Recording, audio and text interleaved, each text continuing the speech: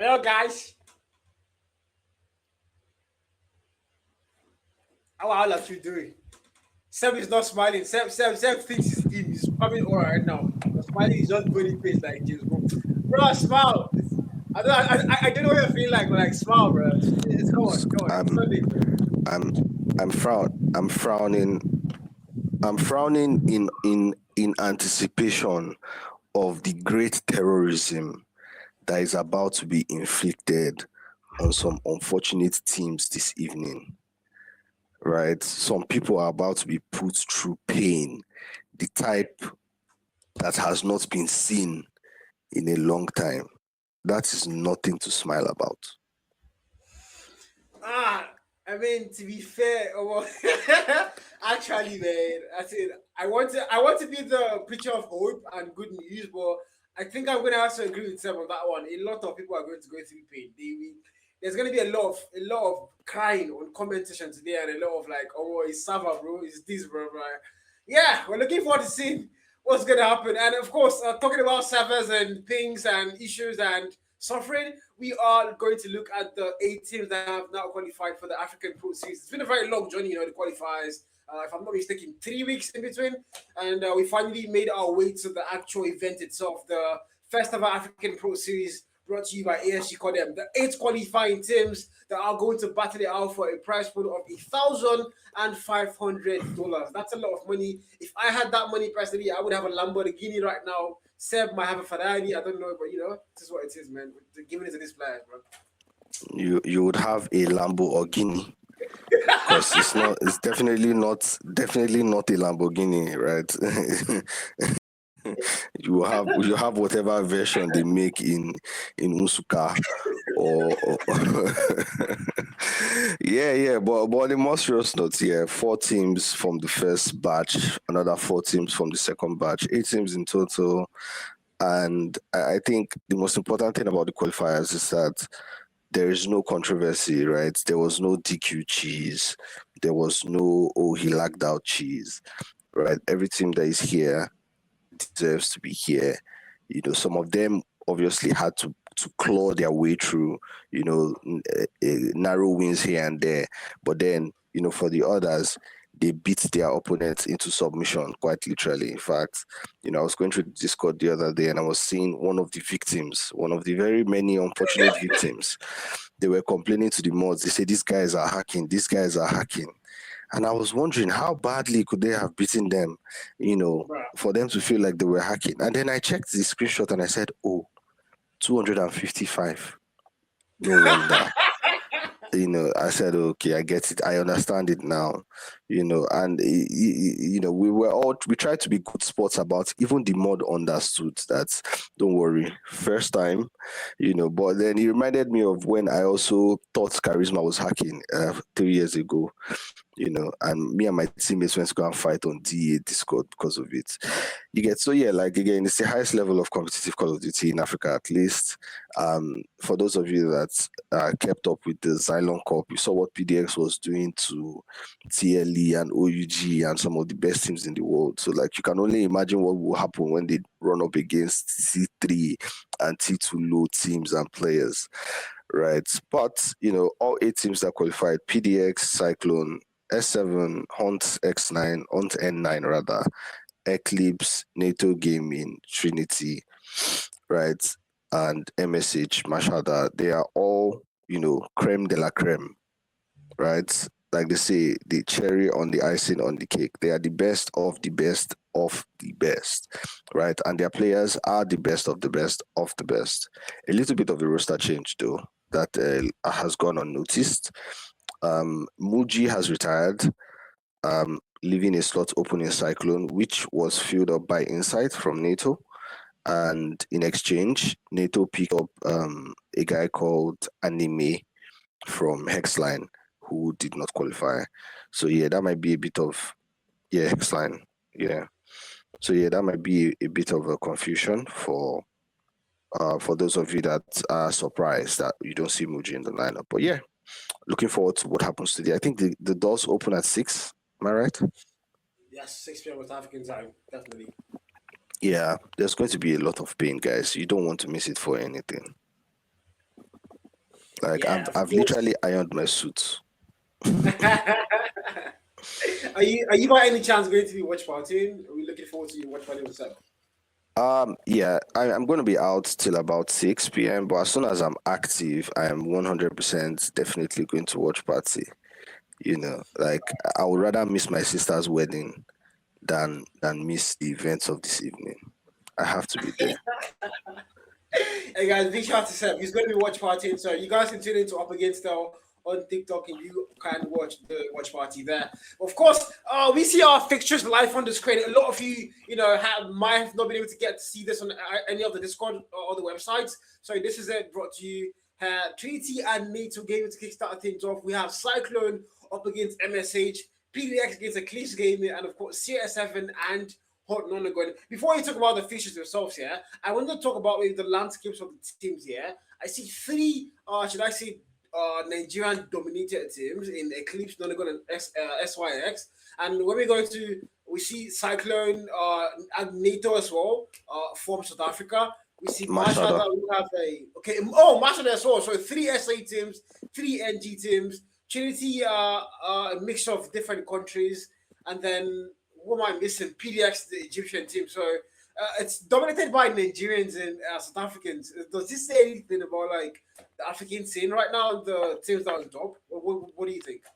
Yeah, I think I explained this thing perfectly 2 Sundays ago where I said Nigeria. No, I wasn't the one who said it. Was some guy in the comments. He said Nigeria is like the Premier League, right? They have so many okay teams, but when they get to the Champions League, you know, they don't perform well. And that's basically what it is, right? Nigeria, South Africa, we are like the Premier League. We have so many competent teams, but the best of the best of the best of the absolute best are not from Nigeria, right? They're neither from South Africa, anyways, right? Now, the best of the best is Egypt, but Egypt has only one team that is competent, right? Whereas Nigeria has 3 teams, 4 teams that are competent. SA has 3 teams, 4 teams that are competent, but none of them is good enough to be better than the single best team in Africa. Yeah, but I think there's a role, right? Some people say quality over quantity, quantity over quality, but I just think that there's just a role for everybody, right? If Nigeria's role is to have 4 teams in the top 10, even if we will not have the number 1 team, then that might just be our role, and that's not necessarily a bad thing, right? At the end of the day, there can only be one best team, which means at every point in time, out of the 54 countries in Africa, 53 countries will come up short, right? So, it shouldn't be looked at as a thing of shame. Instead, it should be looked at as a thing of pride, because it means structurally, fundamentally, there's something we're doing right as a country that's making us have, enough space and enough room for multiple teams to sort of aim for the stars and try to make something of themselves, right? And SA has that same structure, that same ecosystem where so many teams can come out and grow and succeed and dominate, right? And even though they may not be the number 1, they've still done well for themselves, right? As for the other regions, I don't know what Ghana is doing. Maybe they should switch to PUBG or Free Fire. Kenya should put the fries in the bag at this point. Guys. I wasn't involved. Kenya, honestly, Kenya has basically become a state in South Africa right now, because all their best players are playing for South African teams. The other countries, Gabon, Cote d'Ivoire, Senegal, at this point, they should just invite us Nigerians to come and take over. They should come and become a state. Maybe as we have Abia, Umaya, Adamawa, Yola, that's how we have Akwa Ibom, Senegal, Anambra, Oka, Ekiti. Maybe the capital of Ekiti will be Morocco. Maybe the capital of Ekiti will be Morocco. They should all just come. Let's just be one big happy family. There's no reason why we should have 54 countries. If we have Egypt, Nigeria, and South Africa, that's enough. The remaining countries should be states. Like Ghana can be the capital of Lagos now, for example. We don't mind. Instead of Lagos, Ikeja, now we have Lagos, Ghana. On a more serious note, the other countries need to step up. It is unacceptable. They need to step up. They need to put in a lot of work and try to be better. Right? They really need to. Nigeria and South Africa are actively carrying, and Egypt are carrying Africa on their backs right now. Big ups to those three countries. Yeah, as much as I don't like to be the controversial one, that's Seb's job. I think I have to agree with him on that one. He wasn't joking or just throwing out statements when he said every other country just falls short when it comes to the esports and in them. No, apart from the again NGS in Egypt, there's no country that can give you a full 5-man team that can go up against any of these guys. It's just not possible. Ghana, just forget it, bro. Kenya, they're not there. There's nobody else, literally. I saw Gabon, of course, the Addis Young team, but I mean, they can't even. They can't even beat a lot of T2 teams out there. I watch one the T1 team. So, it's all going to come down to it's always going to come down to these three countries: Egypt, Nigeria, and South Africa. And eventually, I think a lot of the ecosystems out there for different countries have to find a way to fix that. And hopefully, they can start to compete among the big boys and chill with the big dogs. You know what I'm saying? But for now, yeah, maybe consider being states in these countries and just forming alliances and getting teams together. But yeah, it is what it is, anyways. And now, of course, again, back to the fixtures on our screen: Trinity and NATO Gaming. To be honest, not a game I'm really looking forward to seeing because I think I know how that's going to end. I'm not going to tell you guys though, maybe later on. But I think the one game I really look forward to seeing today is man, I don't even know. I think every game looks one-sided, apart from the last game of Series 7 and Nonagon, where you've seen this guy play a lot of times and it's always something you want to watch out for. But that side, I think every other game, yeah. To me though, I might be again I think as usual, yeah. But I just think every other game looks like it might be a brush off for like one team particularly, man. What do you think, sir? I feel like everybody's writing off Cyclone and Mashada. Those are two evenly matched teams on the same server, right? Maybe not evenly matched, but I feel like because they are on the same server, there's a very strong chance that we're going to get a banger of a matchup. Sierra 7 and Nonagon obviously is the other match that is going to be interesting to watch. Trinity NATO Gaming, yeah, NATO can probably try to do something, but yeah, Trinity is probably almost certainly going to get that win. Paradox and Eclipse, oh my goodness. Oh my goodness. I don't know if you've seen this skits that Jordan, Key and Pew did. The one about the boxer, the US, the two boxers, where one of the boxers is doing trash talk, and he's like, "Oh, that guy, I'm gonna beat his ass," and the other guy is just there like, "Father, please forgive me for what I'm about to do to this guy." Like that's literally what's about to happen. Like Eclipse is coming for a match, PDX is coming for genocide, right? They are coming to absolutely demolish and destroy and humiliate them, right? Eclipse is coming to try and see maybe we can win one map. PDX is coming to demoralize them completely.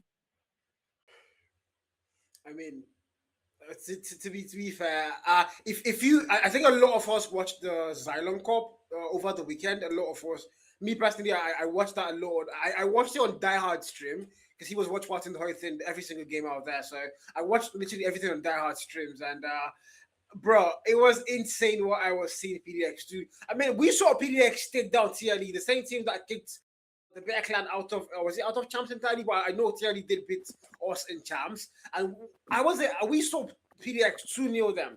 We saw PDX go all the way to take third place among giants, in the esports scene.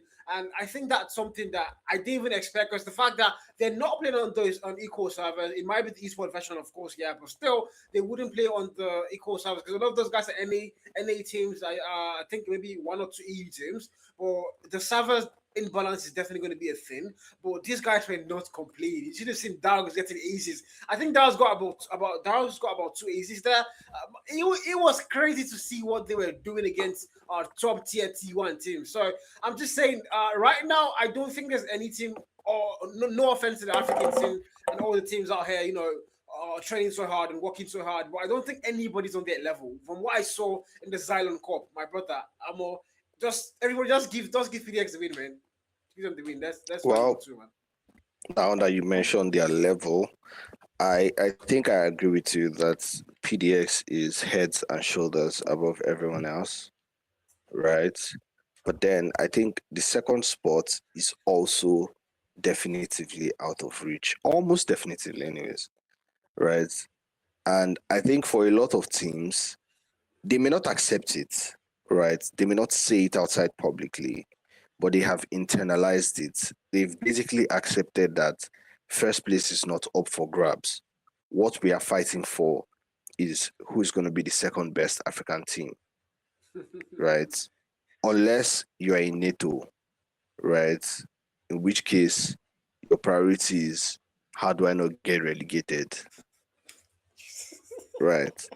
So, and that's the beauty of this league, right? That's the beauty of this league.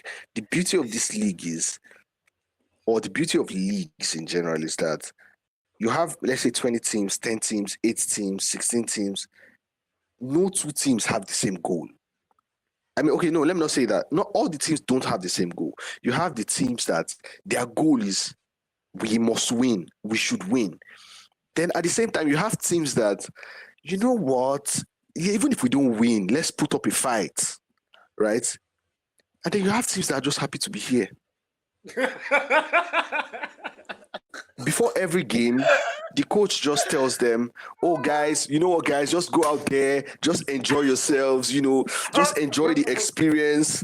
You say, coach, what of strategy? Don't worry about any of that. Just guys, remember, guys, this is a beautiful game. It's the beautiful game, right? Just do your thing. Just enjoy yourself. Make sure you just enjoy the experience. Some people wish they were here, but they are not, right?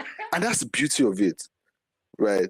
So, everybody has come to terms that, PDX, we're not beating PDX. PDX is number one, done and dusted. But you see that number two, yeah, maybe there's a chance that we can pull an upset. And then you have other teams that are saying our own will be in the top half of the table. We will not come below fourth. Let's bet. We'll definitely finish at least fourth. That's their own target.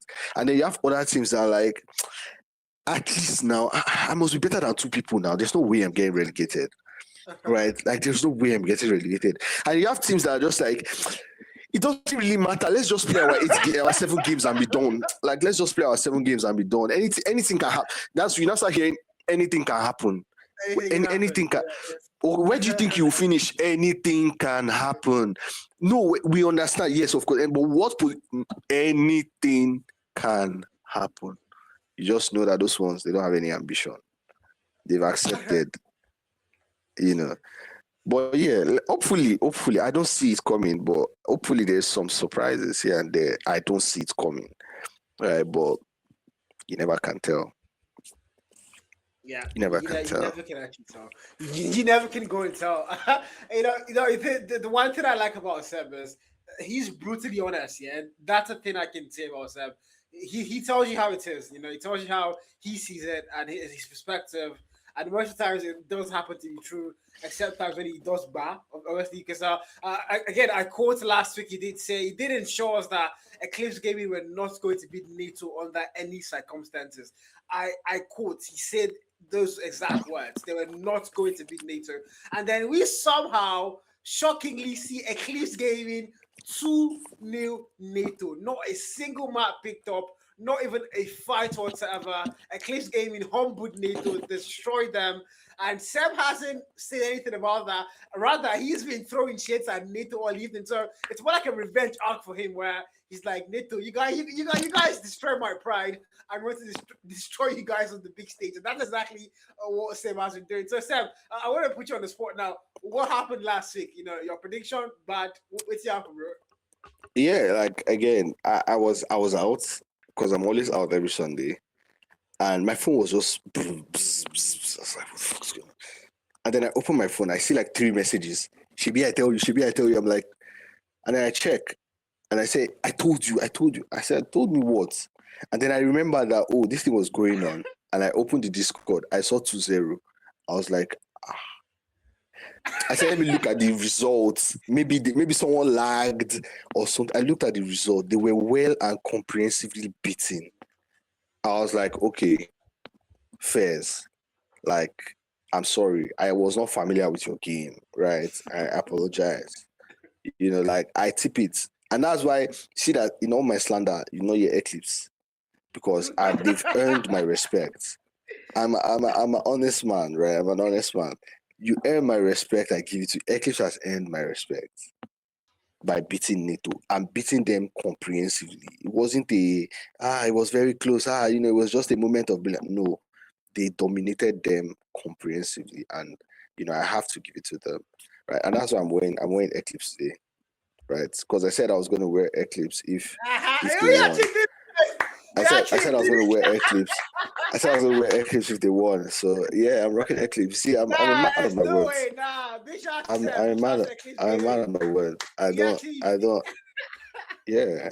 Nah, respect. I love that. I actually forgot that part of the whole thing. I forgot the part where he was going to wear a clip jersey. I just saw that. I swear to God, I just saw that literally. So, can we get the camera a little bit down so we can be seeing that throughout the stream? I want to see the Eclipse logo very well. You can't see that throughout the stream. Like, why are you seeing throughout the stream? I'm not giving them free promo.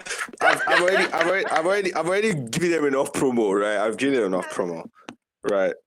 So yeah. Also, Jerry, can you flip my camera left to right?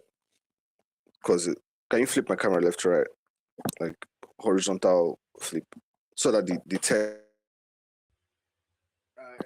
I think it's gonna do that to pressure you. But yeah, to be fair, again, big shout to Seb. Big shout to Eclipse Gaming. They shot Seb down, and Seb, being a man of his word, actually did put on that shirt. God knows, me, I for no way the shirt because I don't have money to buy the shirt. But he did put on the shirt, so big shout out to Seb and big shout out to ECR. Of course, big shout out to all the teams that Have you guys been reading the chat? The chat though. Chat seems to be going crazy. Right. Yeah. Which is quite positive because usually I'm getting a lot of slander. I'm getting a lot of slander in the chats, but it feels like for the first time, everybody's actually gassing me in the chats. Wow. You see, Relax is like, wow. Jiggy is laughing. Rez is saying all credit to Carl's coaching. Why is Carl getting any credit? And then there's Lily. Is that Lily? Right. And then there's Lily that's going crazy. Oh wow, Seb. Oh my God. W Lily in chat, guys. W Lily in chat. Like W Lily as fuck. But yeah, involve us. Okay, so today though, tier list. And that's why I'm here. That's me reason why I'm here. That tier list. Right. Because some people are going to hear some uncomfortable truths. Yeah, I think personally, it's I think started somewhere last year. My first ever tier list was in the ACL, the African Champions League. A lot of you recall that event. I was gonna say, the one thing I missed about the ACL was the uncertainty about who's going to win. When you come to the APS now, we all know PDX takes the whole thing. Probably Cyclone take number 2, and number 3 now is where we get a little bit of a doubt issue where it might be anybody, maybe MSH or NATO or somebody, or okay, not NATO anyways, but somebody there, you know what I'm saying? And then, but for ACL, definitely I think not it was NATO. Definitely not. I did not say that. That was Sam, guys. But for the ACL, though, we had I think 3 to 4 teams where it was so close you couldn't tell who was going to actually win the league. You had Triple S there. You had A's fighting so hard. You had Cast Esports as well. Everything was so freaking close, But it's not like that anymore. What happened? Where did we go wrong? Why is it one of a part team, number 2 of a part, and everybody else just fighting with scraps? Why? What happened?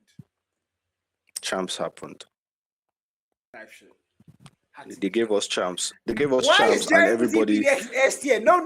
Nobody said to put them there, bro. No, they gave us. Please, who sent you, bro? Please leave them there, please. Let's like I said, everybody has accepted who the best is. We're starting from second.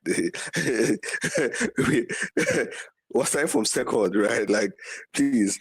But yeah, like you said, I think champs happened. Everybody started being a super team, and most importantly, the restriction on NA was lifted, right? Before there used to be a maximum of 2 NA, blah blah blah. Now that restriction no longer exists, so you have the possibility to build an Egyptian super team, the likes of which has never been seen before. Yeah, that's basically it in my opinion. That's why there's so much differentiation now. Everybody wants to qualify for champs. So players are no longer doing family and friends. I just want to play with my guys. No, none of that nonsense. everybody now wants to be Oh, on the friendship. best team possible. Yeah, everybody now wants to be on the best team possible so that they can potentially play stage 4, stage 5, and go to Poland. Right. But yeah, Yeah. PDX in the S tier, I don't think anybody can have any questions, right, Okay. about that.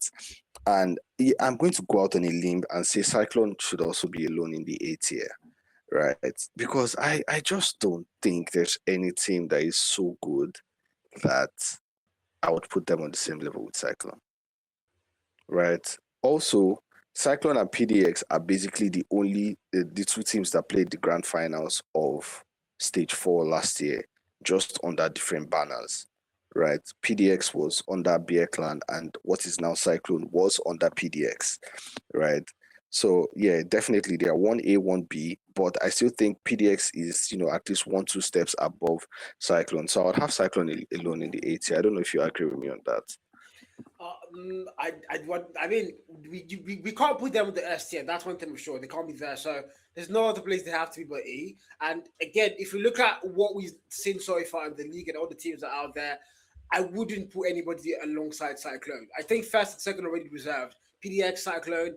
Everybody's now fighting for third. Who's going to get a third? Who's going to get a fourth? Or who's not going to get relegated? That's what's happening right now. But for those two top tiers, I think just leave PDX and Cyclone there. Let's go to B and now start looking for teams that are going to be in B. Yeah, I agree with Now, you on that this B tier is where I think we're going to start having issues, because on one hand, Mashhada has to be there, right? Because Mashhada is just a slightly worse Cyclone, right? And on a good day, they can stretch PDX, right? Even when they lost to them last week, it was competitive. It wasn't like a blowout or anything like that, right? So Mashhada is the guaranteed beat team, right? But then you also have a Trinity. Now, Trinity has a bit of a history as a disband, rebound type of org, right? But if you look at the players, right, you have a Vepex, stage 4 winner, right, with Bear Clan. You have Katsu, who we all know would have been on that team if not for the fact that he had school, right? You have Michael, who is a second position stage 4 player from 2 years ago, and I think he came fourth or fifth, no, fifth last year with a Kenyan team that would probably be a T2 team in Nigeria, right? And then you have Regin, who was a NATO player before they became MSH, and you just get the feeling that on a good day, Trinity, can push Mashhada. However, when they played against Mashhada, right, Mashhada whooped them silly, right? And we're hearing a lot of allegations of, it was Seva, blah, blah, blah, blah, blah, blah. So I'm still a bit like split. It feels like if there was an intermediate tier between A and B, Mashhada would be there, and then Trinity would be in B, right? Because I feel like by as much as Cyclone is better than Mashhada, Mashhada is better than Trinity. What to do. But I think for now, let's just put Trinity with Mashhada. Let's just do that for now, right? And S7X Cyrix Sierra 7, right? Cyrix Sierra 7. That takes some getting used to. That's another solid team, right? They came 4th position in last year's stage 4.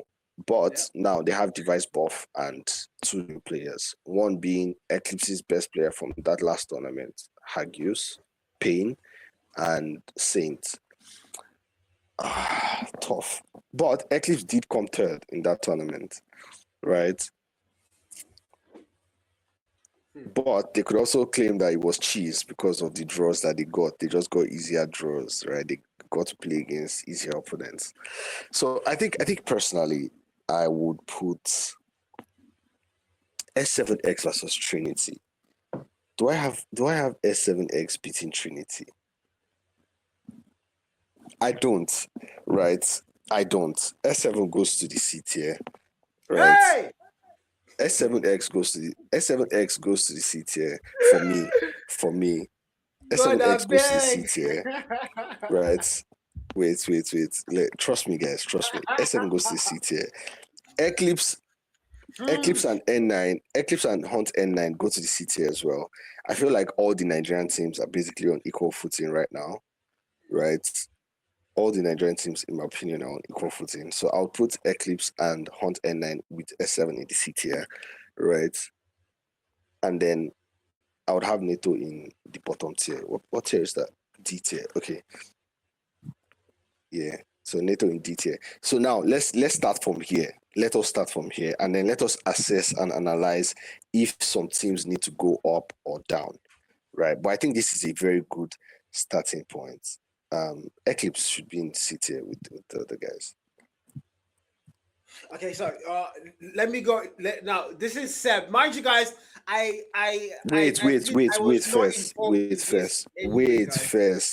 Wait first. I said this is a starting point. Like this is not my final. It's not starting point. You guys have been paying attention. Like I said, this is the starting point, right? Like let's look at it objectively and let us assess if some teams need to go up or down, right? And why, right? So I'm looking at the chart for inspiration. Right? Okay.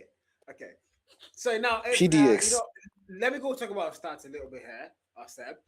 Let's go look at the qualifying stats and see what these players, what these teams so far have been able to accomplish. Again, the qualifiers, I wouldn't really put, of course, like you did say off the camera, it's not on the same level with the actual event itself, because a lot of these teams, the kind of teams they faced, are probably T3 teams at best. Yeah, so you wouldn't really put all those stats out there for the main thing. But still, I still think these stats have a little key role to play, because if we go and start with our S tier teams, of course, our S tier team, not teams, PDX, we can see they only play 3 games throughout the qualifiers, and throughout those 3 games, they were perfect. Not a single map dropped. They didn't even go to control. It was 2-0 or 3. He had about 3 players above a 2-point KD, with Danielo being their best player with a 2.15 KD. And if you're wondering why I saw all the stats, you can go to the realtimepro.com. All the stats are out there if you want to go look for them. Now, going to Cyclone again on the A tier as well. If you want to go they also have the exact same record PDX have,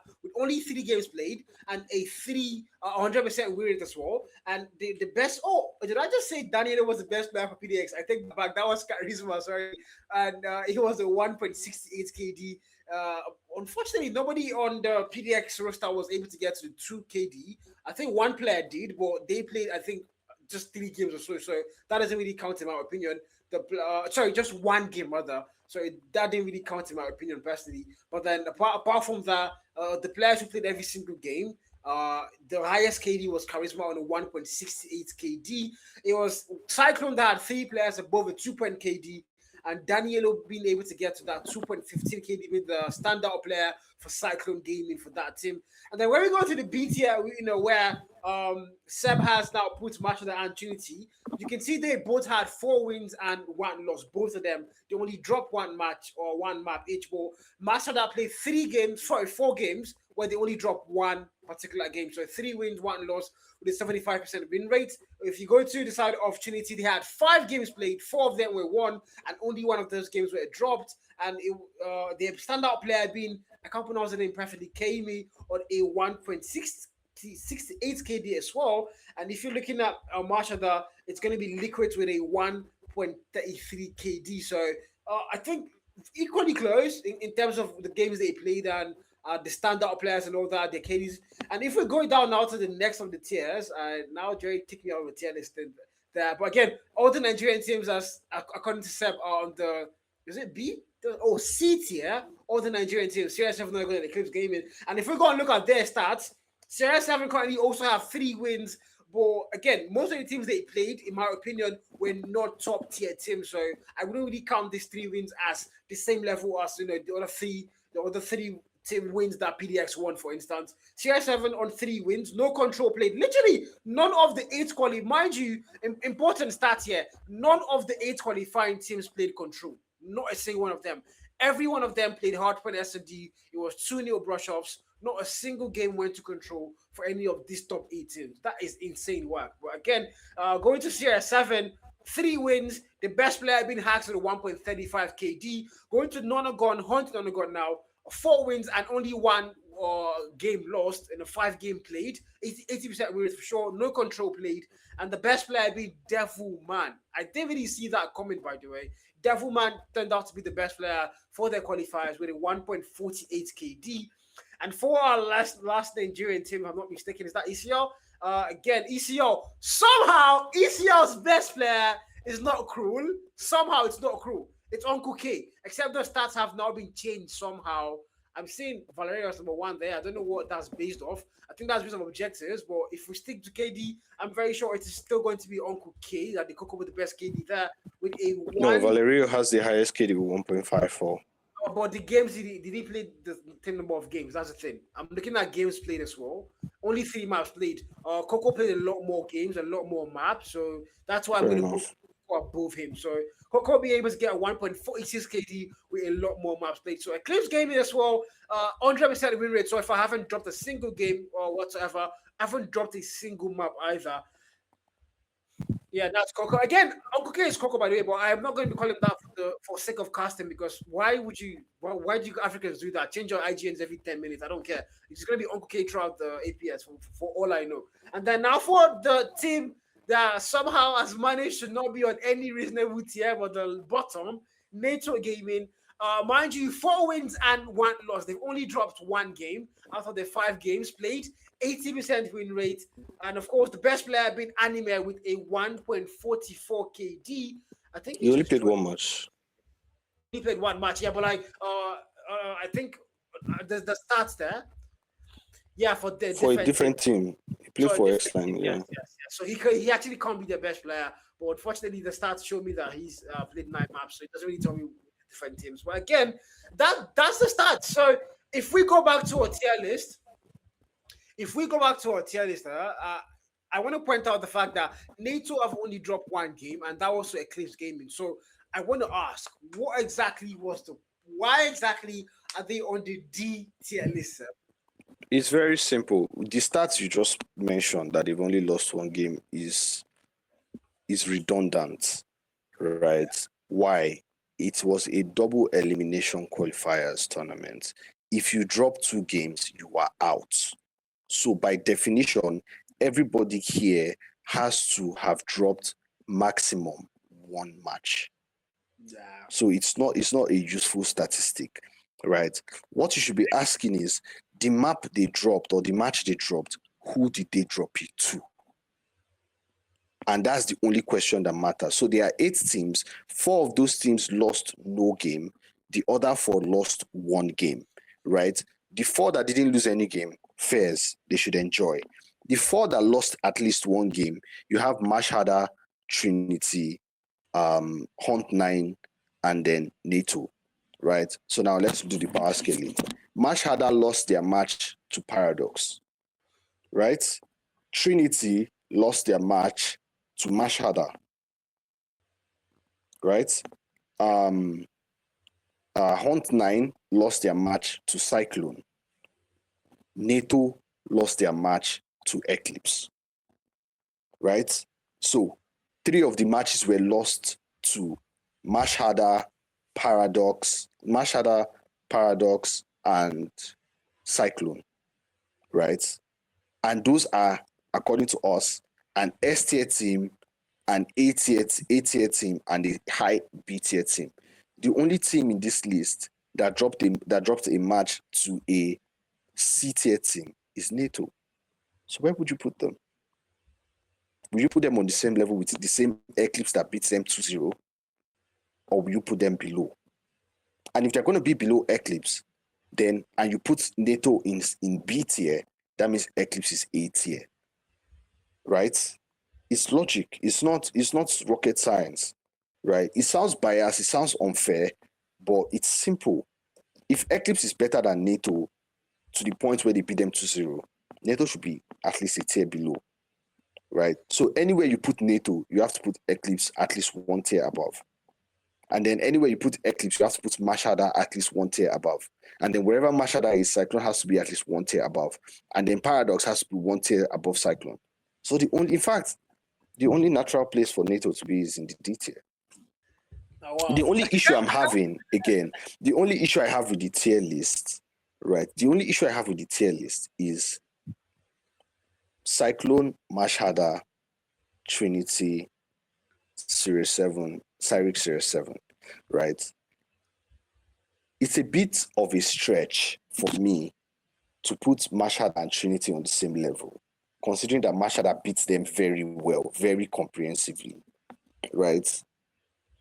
So I think I'm going to put Mashhada, I'm going to take Mashhada to the A tier, right?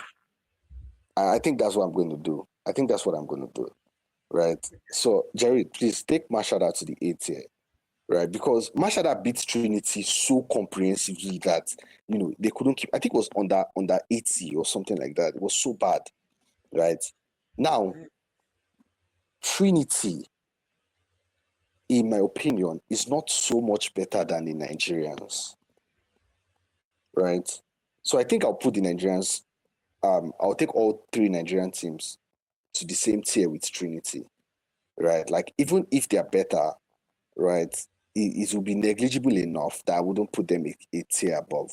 So can you move them, all Nigerians, to the B tier and then move NATO one tier up as well?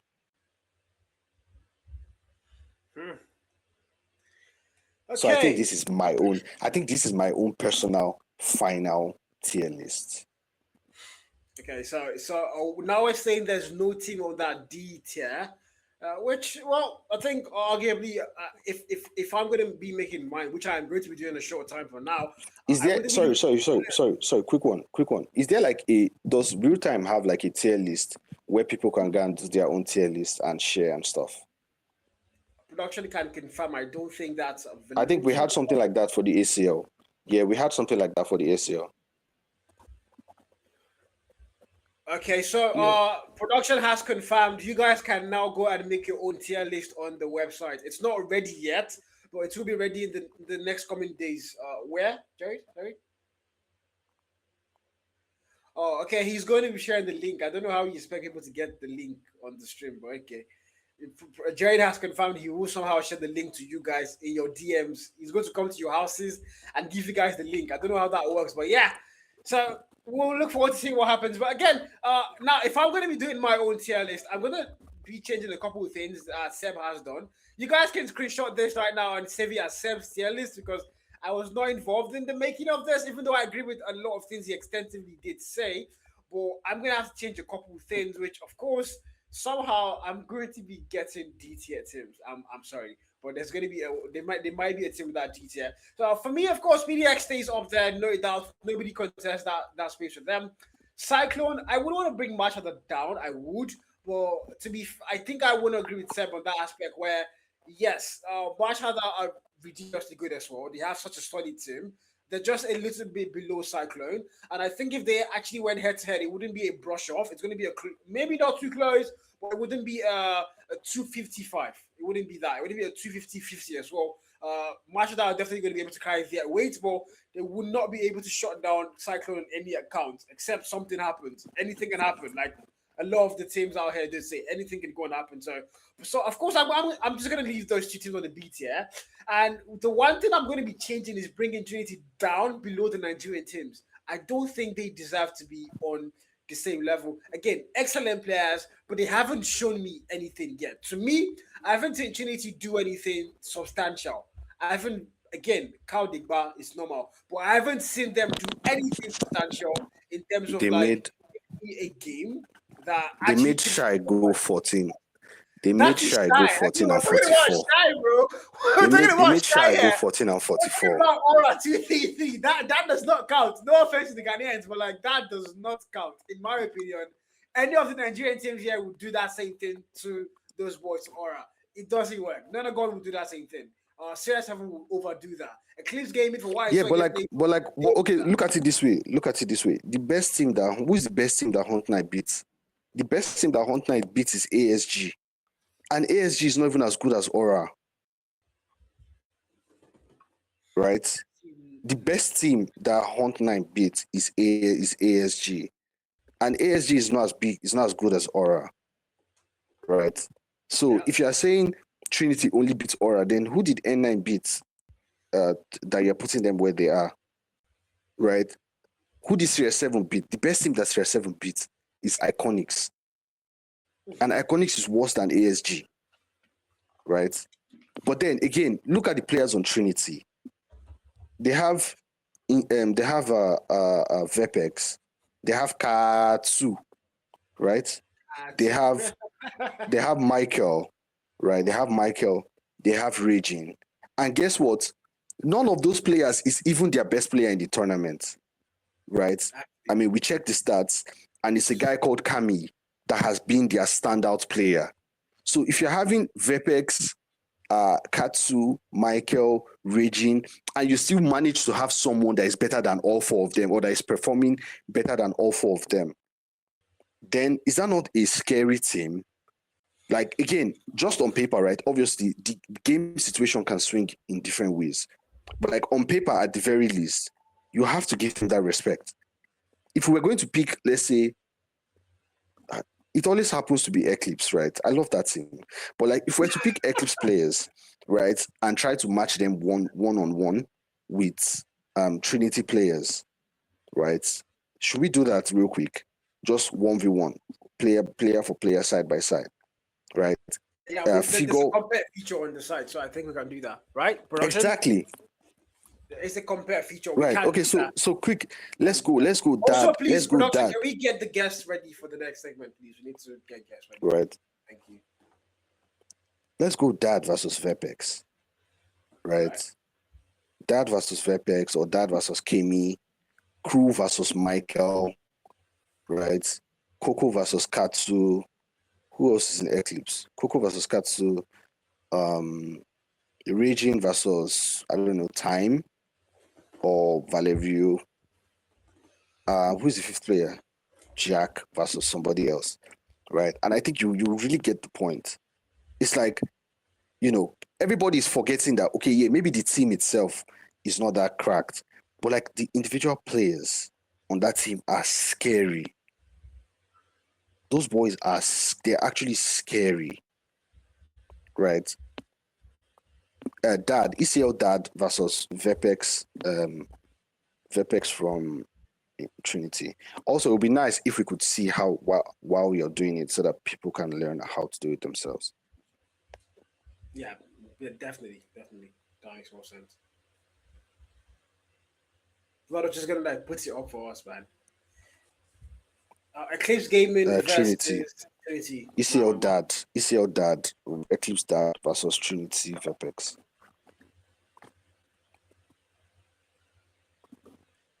This is where I'm going to need to stretch my eyes, my glasses, bro. Lord. Literally.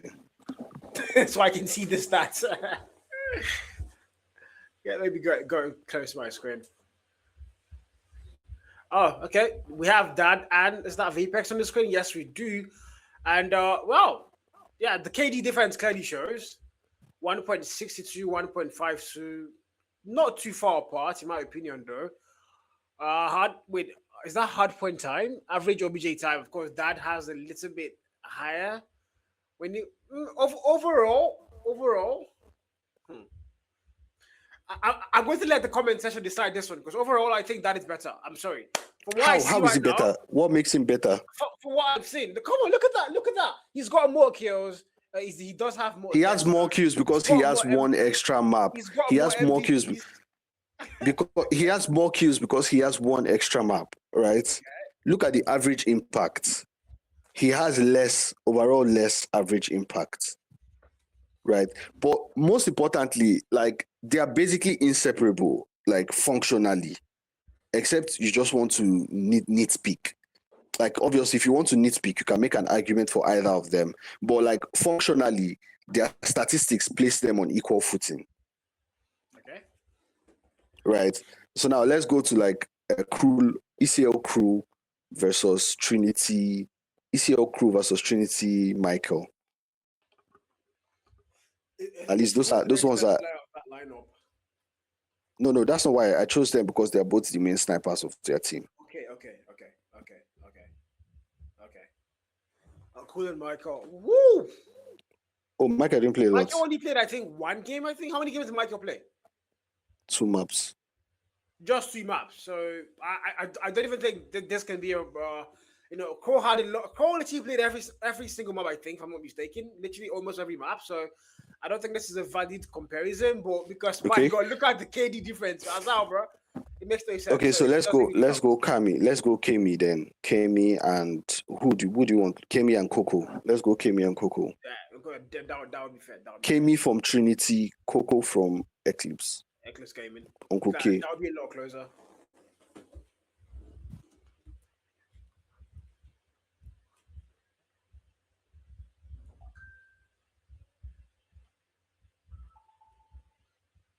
Okay. Kami, Yes, K-E-M. Anyway. Okay. Well.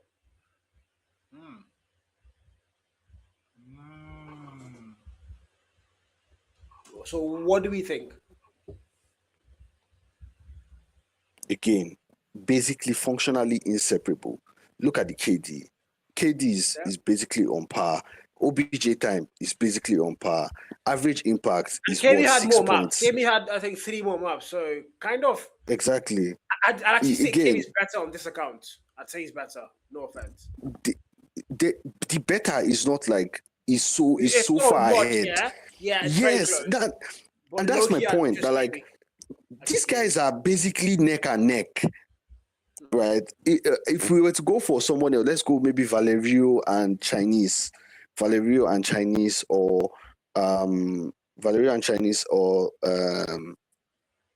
Xavier and Katsu, right?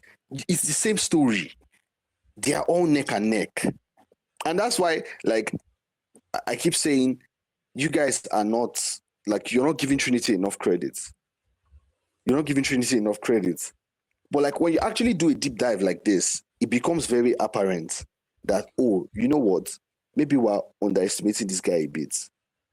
Yeah. Okay, yeah, you can do Adoma as well. I think Adoma played a couple of games. Okay. I think Point has been proven here, and okay, again, but again, I'm still gonna bank on the fact where I haven't really had any toe-tingling performance come through from them. But again, like you said, the individual performances here so far are so good. Which performance do you have from S7 and ONT9? Tell me the performance, the S7 performance that you watched, that you were like, wow, this team is so good. Tell me the performance against ICN.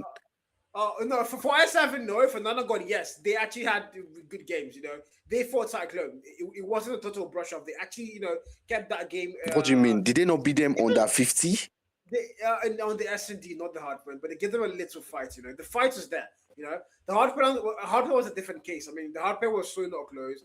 But when it came to S&D, it was a fight. There was more of like an N9 trying to keep that fight on. Unfortunately, though, Cyclone is just much better. That's why you can't put an N9 anywhere close to that Cyclone Rockstar. The fight you're talking about is 7-1. Cyclone beat them 7-1. That's the fight they put up. We're talking about rounds being close. You are a fraud. You are a fraudster. You are a fraudster. Cal, you are a 1v1. It's a lie. It's not. I'll tell you why it's a lie. It's a lie because look at their players. Look at their players. Their players went 5-7, 5-7, 5-7, 3-8, 2-7, 1-7.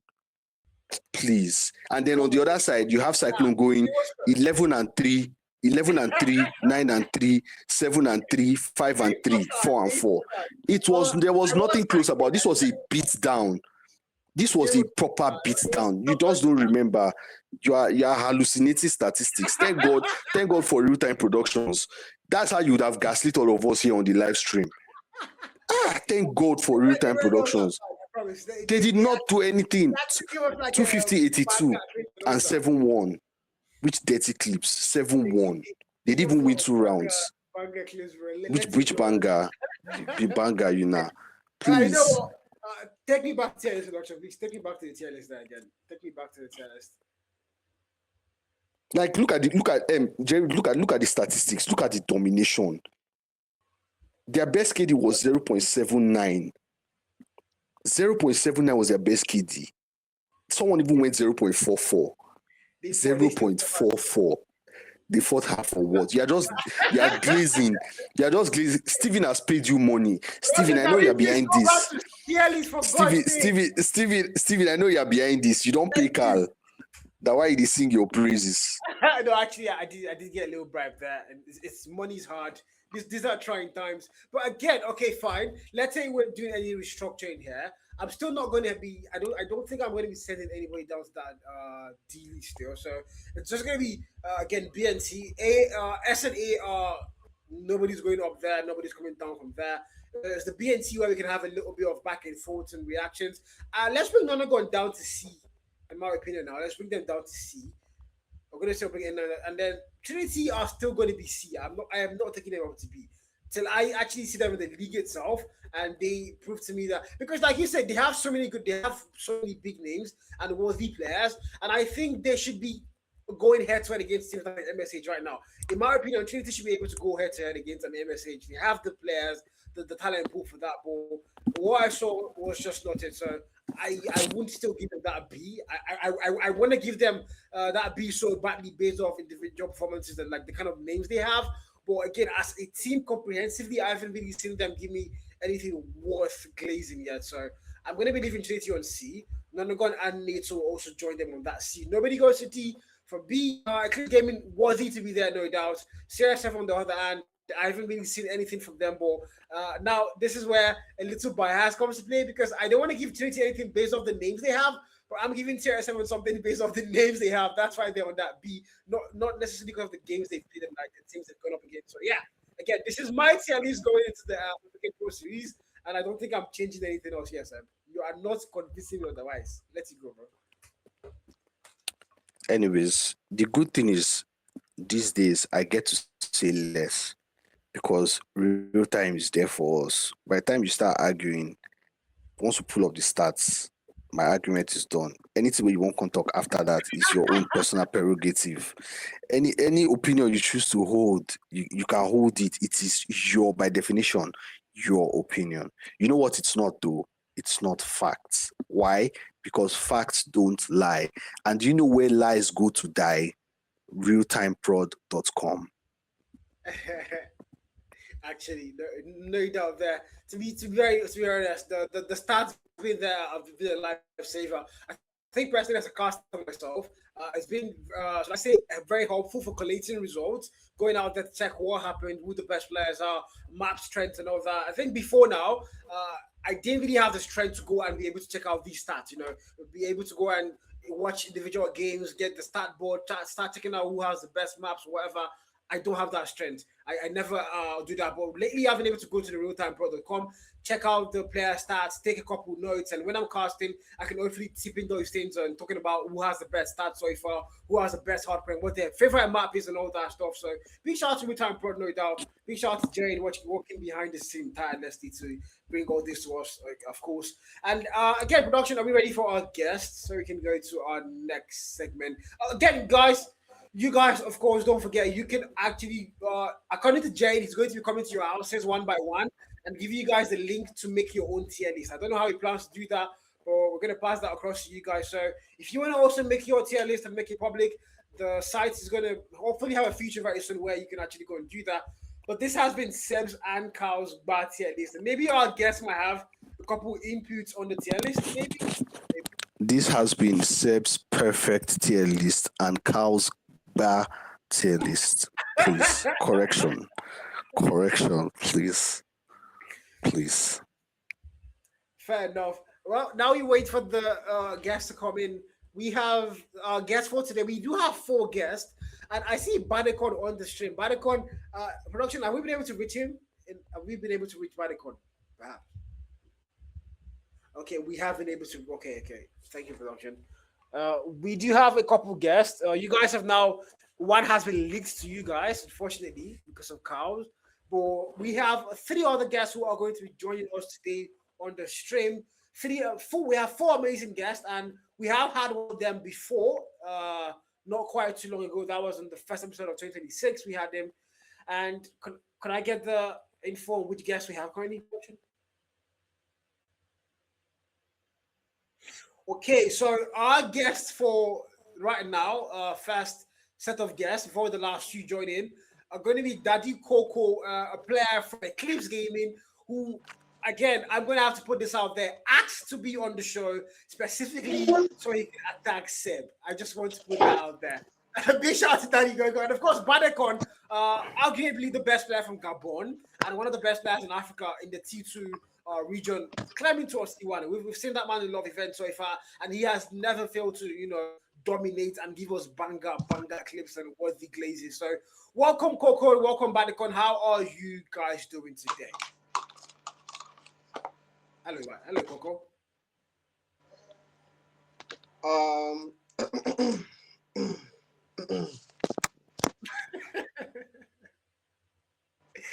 That's a lot of throat clearing, Coco. How are you doing, man? Happy Sunday to you. I'm trying to connect my headset. Why does Coco sound like a female, by the way, guys? Is it just me, or he sounds like a female chat? Maybe he's spiritually female. Yeah, one of those possible things. Oh, it's very, very possible.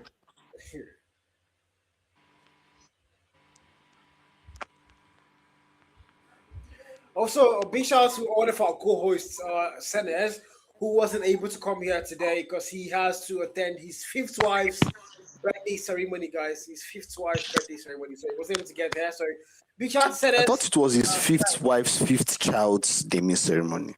Oh, I'm so dumb at times. I forgot that. Yeah, he said that. Thank you, Seb. Big shout out to Seb for correcting me on that one. His fifth wife, child, wow, crazy. Naming ceremony, yeah. Naming ceremony. Senes is doing wonderful things. Big shout out to Senes. The community hails you. You are putting out children for future esports. We want to see what your wives and your kids are going to do for our next generation of content esports out there in the next coming years. Okay, so Coco appears to be reconnecting. Badekon, hello, man. Can you hear us? Yeah, I can hear you. What's up, Kyle? Oh, hello, man. The man has a thick voice, unlike Seb. Crazy stuff. Welcome to the stream. Big shout out to you, of course. I think I'm one of your biggest fans right now in the African scene. You're somebody I love to cast a lot. I love to glaze you a lot. So welcome, and how are you doing today, brother? Thank you. I noticed you gave me a lot of clips, I'm planning on doing some videos with those clips, and yeah, I'm all right. Like, thanks for the invitation, of course, and I'm happy to talk about anything that you have on mind. I love this guy's voice. If I was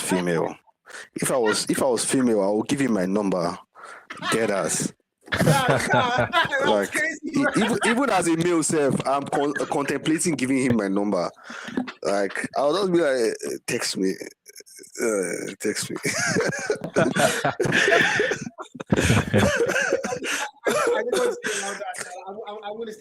I'm sure Chad agrees with me, guy. Wait, check Chad. Chad has to agree with me.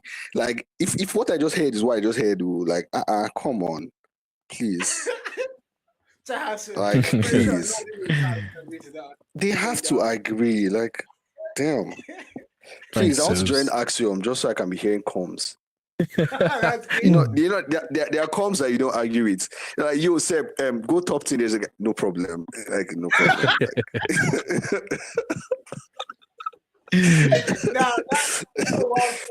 That is so I love the braids, man.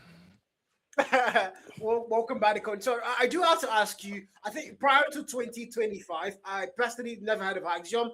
I think they came in towards maybe before the Oasis Champs. A couple of events I did see them go and play, and you guys picked off so fast, and you guys had such a dominant rise to the T2 scene, and you guys have really been showing up. We saw you guys in the APS qualifiers as well. My God, not the best games to show up, but my God, you guys fought hard. The games were so close. You guys did your best. You particularly, Badekon, you went, Mike. I mean, you got the clips, bro. The clips are out there on the YT streams. You were something else. Phenomenal is the word I want to go and use. Can you tell us a little bit about Axiom and how the journey has been for you guys in the esports scene for Kodem Africa? Yeah, sure. I'd like to specify some things before going into the Axiom thing. Like, you know, in the Gabonese scene, we used to play a lot with clans, if you know what I mean. So, I mean, I'm still part of the SK clan, and there's another clan that's like kind of the best in Gabon, LIC. So we used to play not comps but scrims with high tier teams before, and we even played some tournaments with SK and LIC. After that, we noticed that we could take a place on the competitive scene, and our main goal is to end up T1, you know. But there's a long road to T1 to the T1 stage, because you know the competitive scene is something else. It's not like rank or like private rooms. You have to have a lot of discipline, a lot of teamwork, and it's a long road. So Exam, we were playing at first under the name of X9. I don't know if you remember. We played under the next name of X9 during the 2024 and 2025 years. Then we decided to rebrand and pursue um, our goal to become T1 for 2026, hopefully. And that's about Action, Gabonese team upcoming T1, hopefully. Wow. Impressive, impressive. Again, I've seen a lot of a lot of you guys out there. Is that like do you guys have a lot of standout moments? I think that I saw a couple name changes. I'm not sure if players got dropped from last year, but or maybe IGN changes. But could you tell me about the team last year and this year? Has there been any major changes that the scene hasn't really seen? No, there's not been a lot of changes, but not player changes, but IGN changes indeed. Okay. Me, I I like my name because it means something to me, and I don't think I'll change it because you know recognition and things like that. I'm known under the Bodycon name, but those guys wanted to also put names that meant something to them, and it's not about dropping players. It's IGN changes. Now the team has been the same mainly, but we recruited one player, Savage, known under the name of Kirito too. He's been a helpful player all the 2025 year because he's been a super sub kind of. He's helped us a lot through the 2025 year, but it's been the same team mainly from 2024 up to now. You know, we're still a young team. We don't have a lot of background, but we hope that in 2026 we'll give you a lot of things to cheer us about. All right, so I see a comment asking from Elisa at Kids Gamma asking you, what does the name Badacon mean to you? So, the kid, do you care to share what the name means to you? Uh, mm, you know, it's kind of an insult. And it's my favorite one, so that's the one I use a lot. But it's not Badcon, see. But I like the way you say it. I like the way you say it, but it's Badcon, see. And Oh. it's an insult. I like to like the tone of it. You see the. So that's what I like about it. It's my favorite one. So, but the cool is that insult, yeah. I never would have thought. I never would have thought that. I never ever would have thought. But that is insane. Again, before I hand you over to my co-host to ask you anything he has to ask you, I want to ask you one final question. Is that by chance, if you were to get an offer from, let's say, one of the T1 teams out there, or is there a chance that we're going to see you leave the Axiom outfit and go and join any of these other teams? Oh, that's a good question. Surprisingly, that Um, was what I was going to ask as well, actually. That, oh, really? have you guys considered, potentially breaking up the gang and, finding successes elsewhere, right? Yeah. Like, it's cool to say, oh, yeah, we want to stay together and grow to T1. But, historically, that has not been the easiest routes. Generally, more success is found with maybe one or two of you joining an already competitive roster, and then blah blah blah. And obviously, if you have to play like a tournament where it's like national locked, then you come back and just play as your national team, but you still have like your allegiances elsewhere. But yeah, I wanted to know if you guys, it's something that you guys have considered. or if not, why? Um, it's actually a good question. I think I remember last year I've been approached by both N9 and S7 to try out. I tried out with them. We played, I remember with S7, I played PDX. It was not the easiest game, but by the time PDX was not the actual PDX like with the previous players. I think they liked my performance because they proposed that I join the team. But I forgot to mention that, you know, when we first made the Action team, because Action is not mine, it's not my team. It's a friend team. It's a friend's team. Let's say like that. Like the founder is Lotzi or T, however you want to call him. He's my friend in life, and we've known each other for years before we started playing the game together.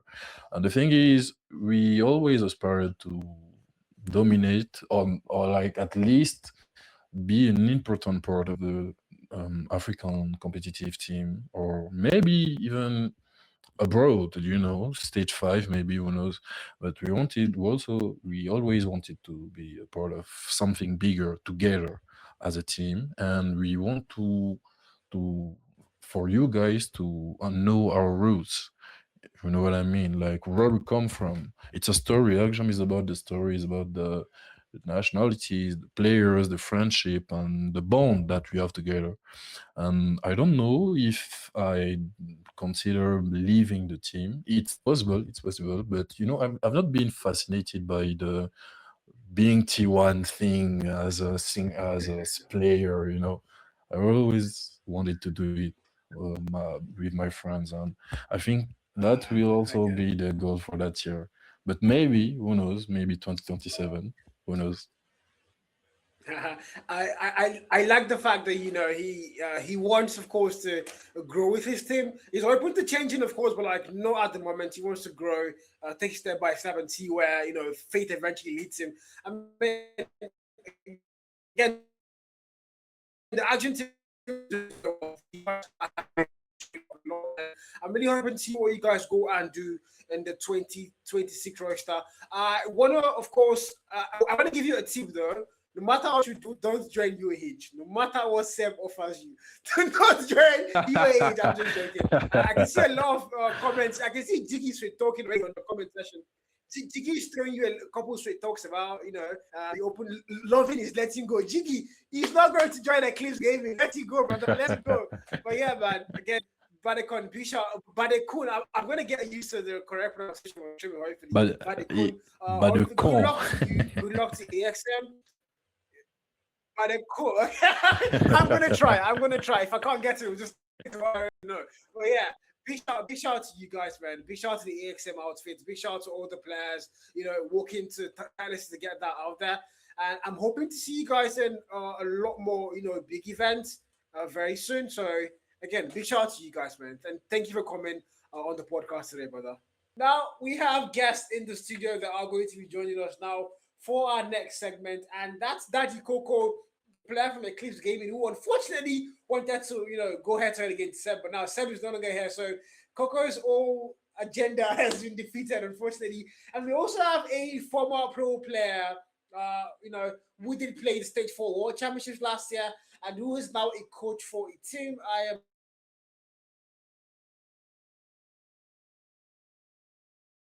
you guys. Can you hear me, Coco? Yeah, I can hear you. I can hear you. Okay. Well, Coco, welcome. I'm going to welcome you in first. How are you feeling? How do you feel that Seb is not here, man? Is there anything you want to say to Seb? You're allowed to say to me. I'm going to pass it across. The stream is going to pass it across for sure. But again, Nah, how are you feeling? just First of all, to have qualified for the African Pro Series, brother. oh, thank you, Jerry. So actually very easy to qualify, but Ah, it was easy. Now very we didn't easy, use man. we didn't lose any map. Like it was very easy. We're just like Ah, playing it like cream. So nah, easy stuff. So. Yeah, I get that. I mean, to be fair, you guys did get 100% win rate there, and somehow you were the standout player for the qualifiers with the best KD in the most games. So big shout out to you, of course. What do you have to say about that? And again, about your team going into the Pro Series. Do you think there's going to be any shakeups, or are we expecting a top four finish for you guys, and or maybe even number one? What do you think? What do you think? I mean, when you're in the team like Eclipse, top four is expected. If you get anything out of top four, then it feels like you are playing with your life. You get so top four is expected. Anything out of that, then we need to think about our lives and re-strategize or some shit. But yeah, and about Seb, basically, I just wanted to tackle this his whole angle of start or no start. Whatever we are, when we are talking, you have to go back and look at the stats. Just don't talk like that. I'm like, this game is beyond stats, literally. Like, the game will not show you rotational cues. It will not show you informational cues. It should not show you lots of things that are very important in the game. It should not show you how many free lives you used and you got a lot of impact for. It's not show you all those stuff. Yeah, but you are just looking, oh, KD, who has the best KD? Who has this?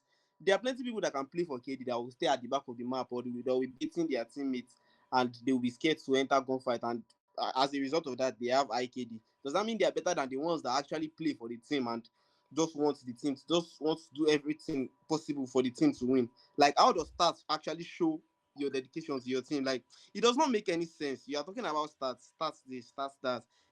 You have IRKD, you have the, it does, like, bro, in main code, like in the main competitions, the world championship, nobody plays for KD, nobody cares about your KD. What anybody cares about is who won and who did not win. Like, and then you'll be seeing people saying, oh, he's playing for KD, he's not playing points. So wait, if everybody's staying inside points, then how do you want to get information about where enemies are pushing from? Like, people just come up with stupid dumb takes, and I'm like, and you people are supposed to be ex-managers or managers. How No wonder your teams don't last long, because what the fuck kind of talk is that? You are talking about you're looking at some stats. Nigga, bro, it's just very appalling that you see grown men talking about stats like as if stats is everything that matters. Like, Ronaldo with his 1,000 goals, how many World Cup he gets? Like, no be, Ah, does that okay. not tell That you that is everything? that is where it ends. That is No, where no, it no. ends, Like, bro. I'm There saying will that's be just, no that's just an Ronaldo example slander that here. that's an example that at the surface of it, maybe stats might be enough, but when you go deeper, stats is no longer enough. You need to look at impact. You need to look at the impact of the things that you're actually doing in the game, not just the stats, right?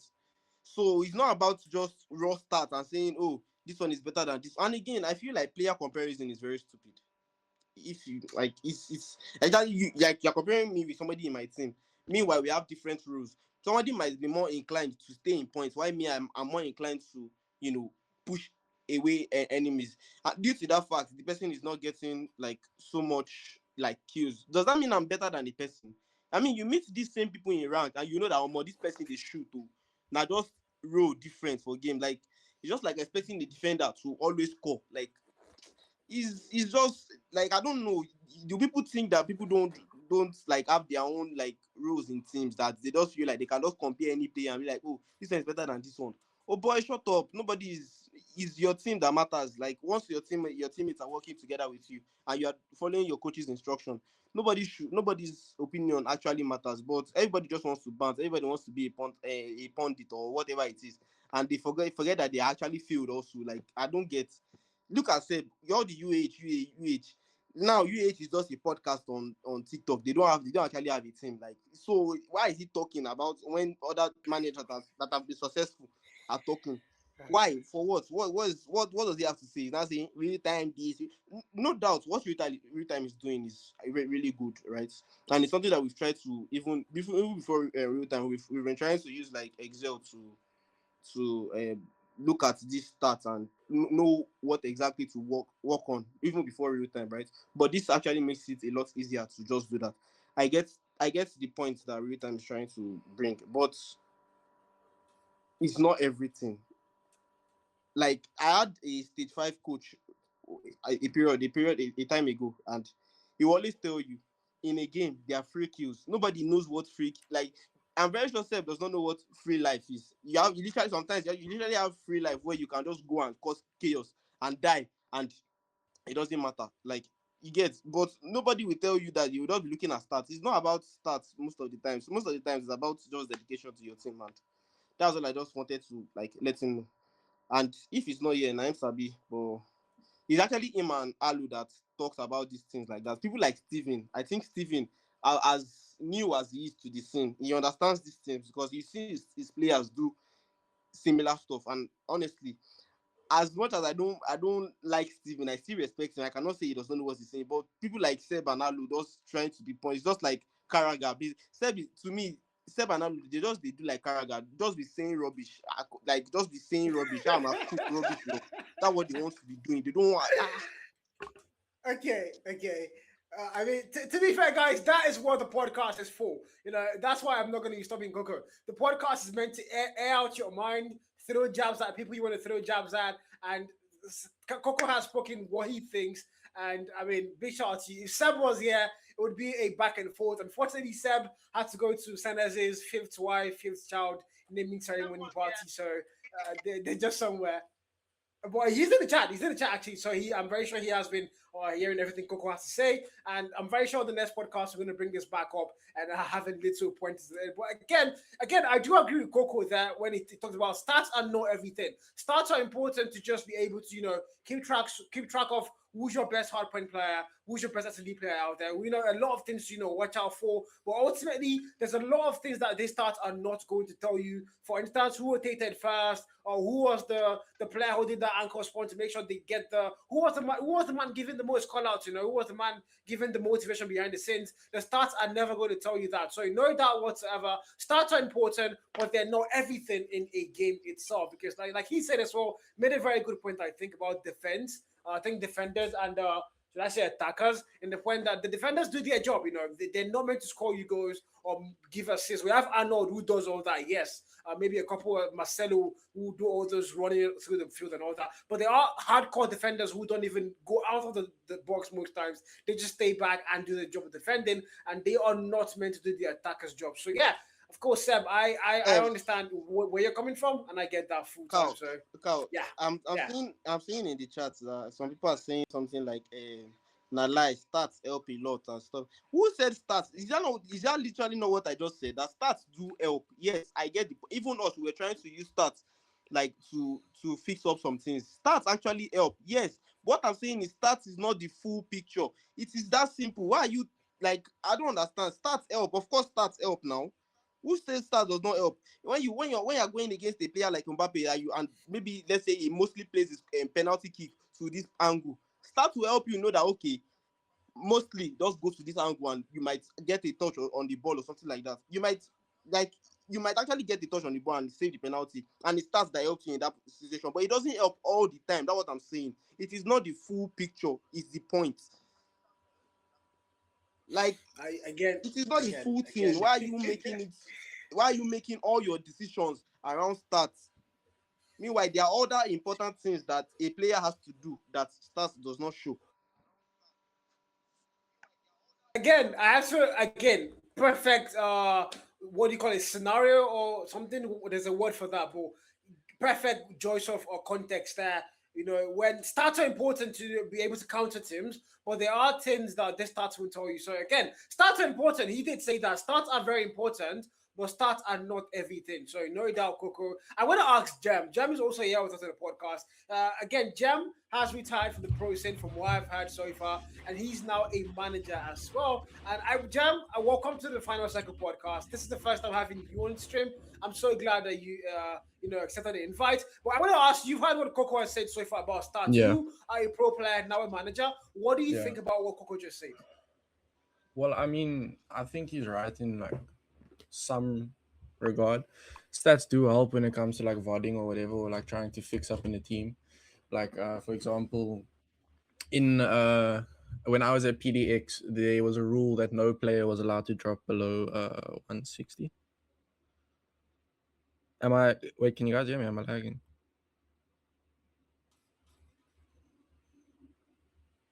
No, yeah, no, we can hear you. We can hear you. Can you? I can hear you. I think the stream is lagging. What's happening? Okay, cool. Yeah, the stream is lagging. The stream is having lag again. Just some minor Wait, lag. It's gonna you're get fixed. lagging on my Don't worry end about as it. well. Yeah, it is. It's The my stream's network. lagging, It's yeah? my network. Nah, stream's lagging.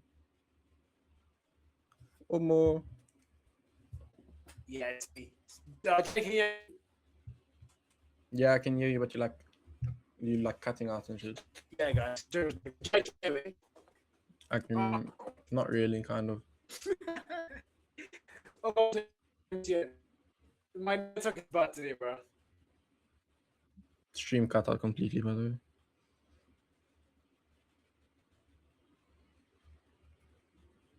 I don't know what's going on.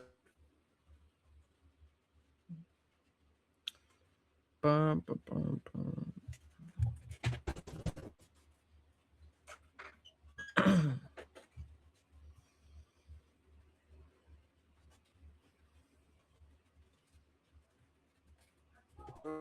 Okay.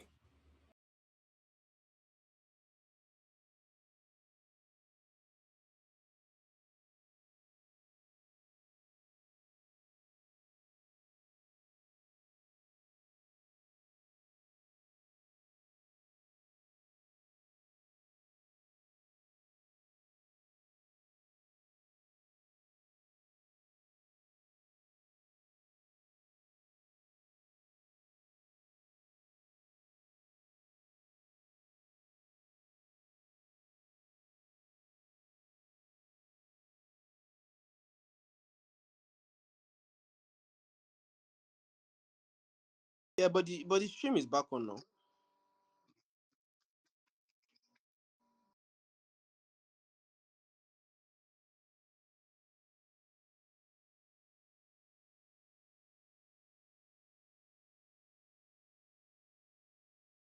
Man, MTN is doing wonders today. I don't even know what to say about it anymore. But yeah, MTN is making sure the Tommy was bossed today. Unfortunately, big shout out to ASG for all the gifts. I haven't seen a lot of those gifts come through. Thank you so much, man. Big shout out to you guys. Big shout out to our hosts for the APS. They are on the chat, blessing our lives and blessing. Guys, thank you, William. I know you're the one behind that account, so thank you, man. Again, Jam, we are now back. Shin can hear you again. I think I'm still lagging, but you guys can hear me. That's what matters. So yeah, tell me what you think about what Coco said about the stats, thing, and how important they are to the esports as a thing. Yeah, so I think he's right in some regard, like in the aspect of when team VODs or after scrim, if you've lost the map or if you've won the map or whatever, usually they don't when I was at PDX we never looked at like the stat line of who got the best KD or who got the best OBJ or whatever. We'd look at the impact, because if a player has 160 impact or higher, then you can say that they did their job, right? So in order for you to do that, you need to be putting up your kills, like being like going toe to toe with your enemies, and also getting like above a minute in OBJ. So for the whole team to have 160, everyone has to be OBJ, everyone has to play Anchor, everyone has to be a Slayer essentially, right? So yeah, I think when it comes to that, to see if you played your part correctly, then stats help. But other than that, stats don't really mean anything. I can play a hard point and I can go double negative and we'll win the game, and I can play the next game and I can go 60 and 30 with a minute 30 in OBJ and we can lose the game. So it's like, stats don't prove anything. If you talking about like individual performances and stuff, and you are trying to like debate within your friends who's the better player, and you don't have the what's the word, the the knowledge of how comp actually works, and how Coco was explaining like the entry frags and the people that like sit back or whatever, then you can use stats and debate like, okay, no, this player is better than this player, or no, this player is better on this map than this map, and stuff like that. So it is insightful and it does help a person. But I mean, at the end of the day, stats don't mean anything. If the team lost, they lost. If the team won, they won. And the team that's better on the day will always win. So yeah, that's about it. Yeah, big shout out to you on that one. Stats. I think from what I just picked up from what Jam said, Stats do have a place, of course. It's not like they're totally vague. You can call out to them and read them for a couple info here and there. But ultimately, in terms of like the pro scene and what actually we actually see there in terms of the esports and getting these trophies won and games won, the stats ultimately don't really give you. They're not what the whole thing is centered around. There's a lot more to esports. There's a lot more to professional teams than just those stats. I think we have Seb back in the studio, by the way. Hello, Seb.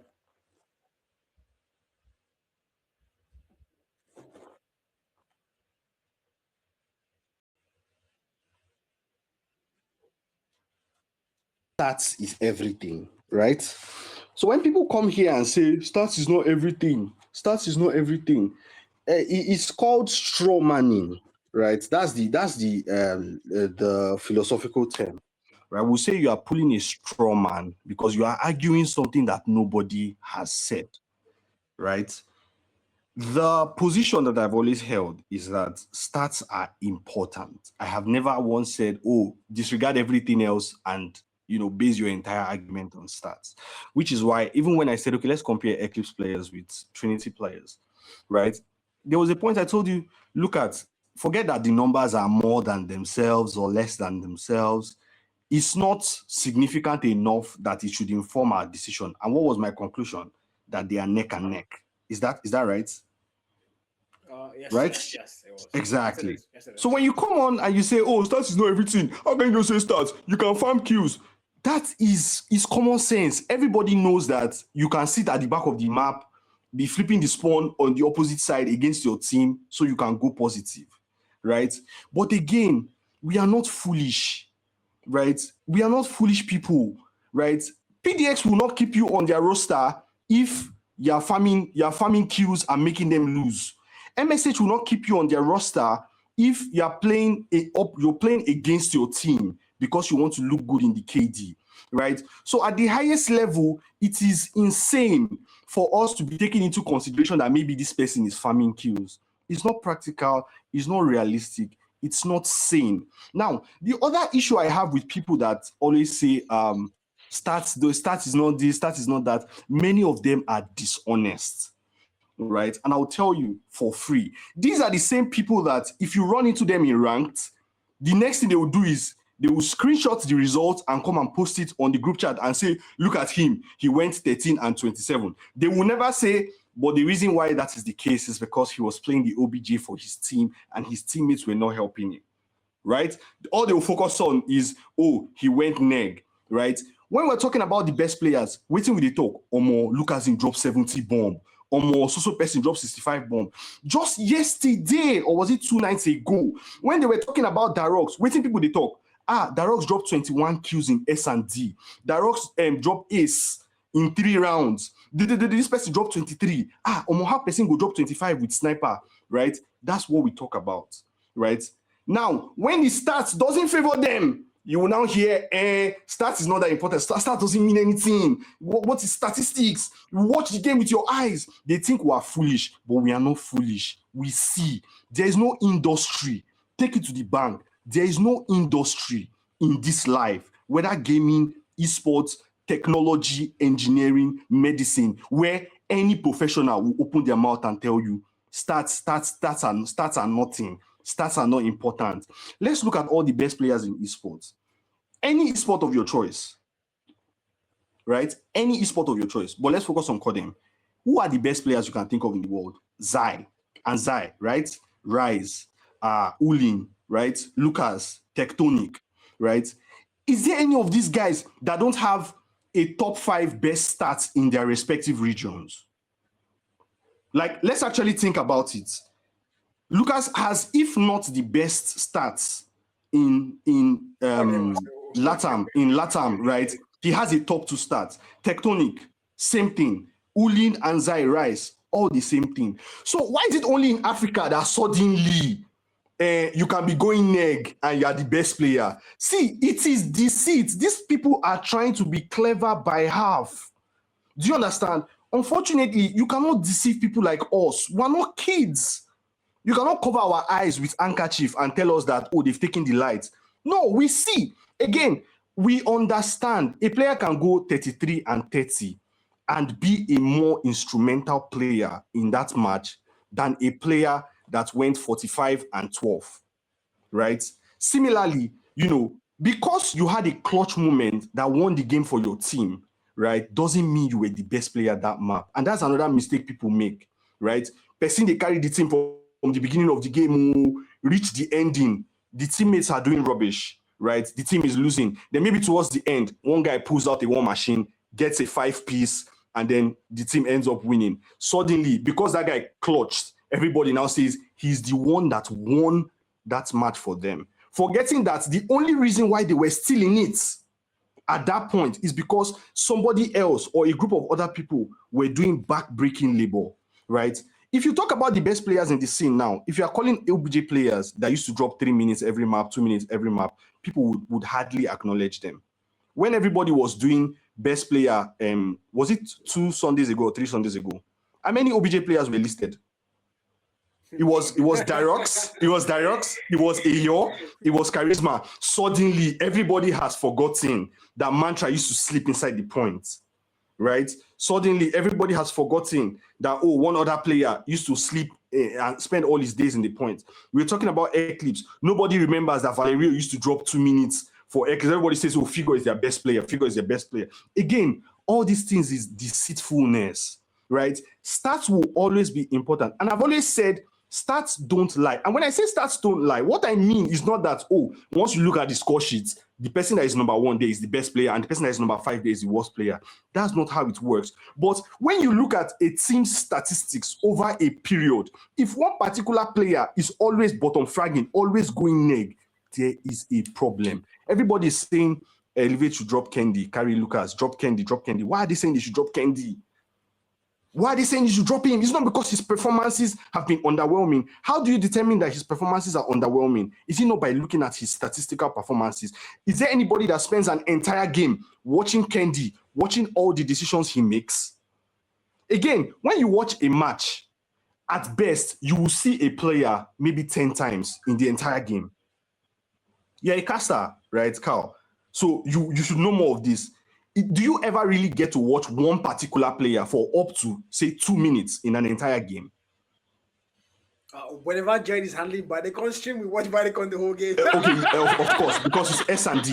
Because it's S&D, right? Yes. It's S&D, and S&D is slower paced. Most times, he's the last man standing. You get to watch him a lot. But in an hard point match, so do you ever really get to be able to see that, this person makes the right decision 10 times correctly or whatever?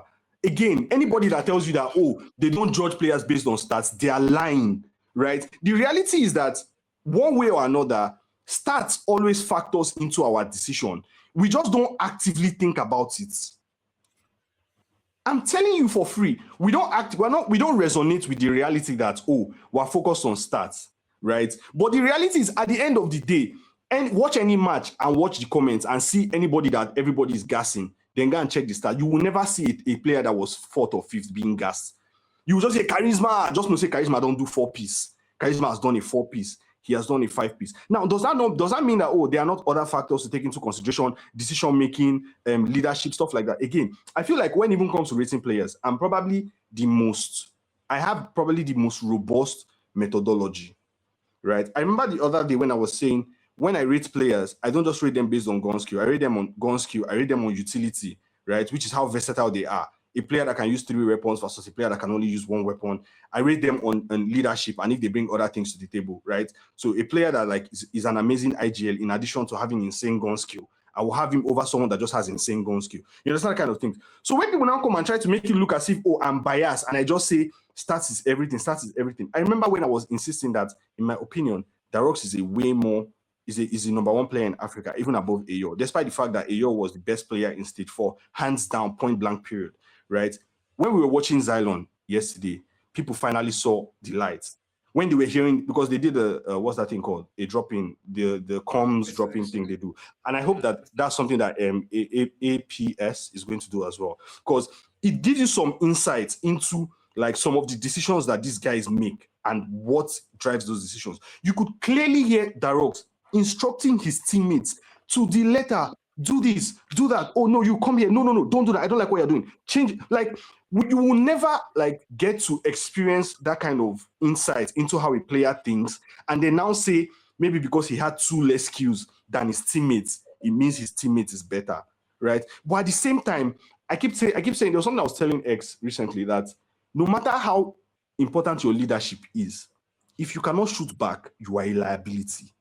No matter how clean your comms are, if you are losing 50% of your gunfights, or what? No, 50% means you went equal. If you are losing 75% of your gunfights, no, I don't care how good your comms are. I don't care how inspirational or motivational you are. If you cannot win, if you are only managing to win 25% of your gunfights, right? The statistics are enough to rule you out as a bad player. Do you understand? Again, like I said, I don't get interest in arguing with anybody. Anybody can claim what they want to claim. It's your own personal preference, right? But what I will not sit for is you will not come on and try and gaslight everybody and tell us that, we are acting as if stats is everything. Nobody has ever acted like stats are everything. But at the same time, people try to gaslight you because they know that you don't have the stats to back it up. Remember when we started talking about Shai? Someone said Shai wasn't that bad now. He wasn't that bad until we now pulled up the stats and saw that he went 14 and 44. Then they now said, he was bad. Let me see you spin 14 and 44 and tell me he was giving comms or he was playing OBJ, of which there was no OBJ numbers to back that up, right? At the end of the day, stats, whether you acknowledge the stats or whether you don't acknowledge the stats, whether you're physically documenting the stats or whether, like we call it, the eye test, whether it's just something that you just see mentally, you just know that that guy killed a lot of people, right? You may not necessarily need to write down the numbers and say, he went 50 and 22 or he went 50 and 23. But the reality is that if you insist that, I don't care about stats, I don't think about stats, you are a liar. Right, you're a liar and you're trying to gaslight everybody that is here, and nobody's going to fall for it. Obviously, he makes for good content, and I don't mind it. Right, me, I'm all for smoke. Bring your smoke, I'll take it. When I bring my smoke, you say if you must take it. You understand? But don't try and be clever by half. Don't try and be sneaky and try and be running rings around our heads and making it sound like, because you play stage 4 and I didn't play stage 4, it means you know more about the game than I do. Like, I can prove on your needs. You don't know half as much as I know about this game, right? Like, I will tell you for free. Do you understand? If it comes to like actually analyzing game, you cannot keep up. Do you understand? So don't come here and be running your mouth because nobody is here to challenge your opinion. You want to come here and say, look at this. I have to cut you short for a moment here. Sorry, man. Right, I just saw a very important comment I have to call out here. I just saw Not Dead Trek says Shai was watching kill cam for them so that they will not spawn out. I don't even know. Exactly. Like what he was giving call outs now. Exactly. I agree with you. How that makes any sense? See, Carl. The thing is, like, if you play this game like competitively enough, I'm not even saying you play comps, but like if you play at a high level, you will know that truly it's not always about the gunfights, right? For example, if you are playing AR for your team on some maps, you may realize that your teammates are ill-disciplined, and you literally have to stay spawns, like just so that you will hold that spawn down and not leave there for any reason. The funny thing is your teammates can go to the front of the point and be mowing them down. They will never even get to push points, which means for a whole hard point, you may not get a single kill. Right? At the end of the game, obviously, you will have the worst shooting stats. You may go positive, but maybe you only have 20 kills. Meanwhile, all your team will have 30, 40, 30, 40, 30. But then there's a possibility that you were the most important player for your team in that map. Why? Because you were holding spawns every single rotation. You were making sure that your team got the rotation every single time, and you stayed in that spawn and made sure that they couldn't spawn on you. It's very possible. But again, you cannot have a consistent pattern of going neg. First SS, you went neg. Oh yeah, now fluke. Second SS, third SS. You've played 20 games and you've gone neg 20 times. And you want to come and gaslight us on stream that, my stats don't matter. I'm there for emotional support. It's a lie. The moment the team can get someone that shoots way better than you, they will drop you. We see this everywhere, all the time. Everybody says Wolves lost because Rise was not there. What is Rise's biggest contribution to Wolves? Is it not statistical dominance? Rise will drop 70 bomb, 65 bomb, 68 bomb, 72 bomb. Like, again, let's be honest with ourselves. Like, I'm all for arguments. I'm all for discussions. Like, and if I'm wrong, eventually I'll tell you, you know what? I said something. I was wrong. I called Eclipse shit last week. Did I not? Today, did I not come and acknowledge them and say, no, they earned my respect? It's that simple. That's how I am, right? But you don't come and try to be sneaky and be changing the goalposts. When it favors you, stats are good. When it doesn't favor you, stats are not good. everybody is saying, oh, this team is good, this team is good. Is it not based on their the statistics of their performance? Is it not the amount of games you win? What is games won? Is that not statistics? You win 3 games, person lose 3 games. Are you not the better team because you won more than he did? Why, when we're talking about the good teams today, why did anybody not say Mighty Core might be better than NATO? Does anybody care about how well they performed? At the end of the day, what matters is it not who wins and who loses? Have you ever seen the MVP of a tournament that went neg? It's simple. I can call the MVP of like all the last major events. Guys, I'm gonna give you a key info. I've been texting production with the past 5 minutes. Please cut off Seb so we can move on. But Jared seems to be enjoying this, so he's not replying my DMs on WhatsApp. So Seb, I'm gonna do the honors of cutting you off right now. We are now extending this time, and we are going into territory. The stream starts very soon. Before I leave. Yeah, very short. Now, I never said stats are not important. I think I even came back to even say it again that stats are obviously important. I think I said that, right? I came back to say it that it's not like I'm saying stats are not important. I'm just saying there are also other important things that don't appear in stats that you as a viewer don't actually understand what's going on behind the scenes. That's what I'm saying. I'm not who is trying. If it's about gaslighting, recently, as you said, I didn't even know that I was like statistically I was like the best player for Eclipse. I would have thought that was Dad or Xavier, according to what me I'm seeing like eye test, right? Because I don't go back to calculate stats or anything like that. But you said that I'm like statistically I'm like the best player for Eclipse during qualifiers. If it's about that, it's not about anybody trying to gaslight anybody. Sometimes, in fact, there are some periods of time, maybe like a period of like 2 weeks that nobody will collect MVP in any map from me, bro. Like nobody will collect it from me. Like it's not. I realize that those are my periods. There are some periods that I'm good. There's a period that I'm just there. I'm just feeling. I'm just trying to do my thing. Or I'm just like there. You get. But what you're saying about gaslighting, nobody's trying to gaslight them. Nobody's saying anybody is foolish. Nobody's saying stats don't matter.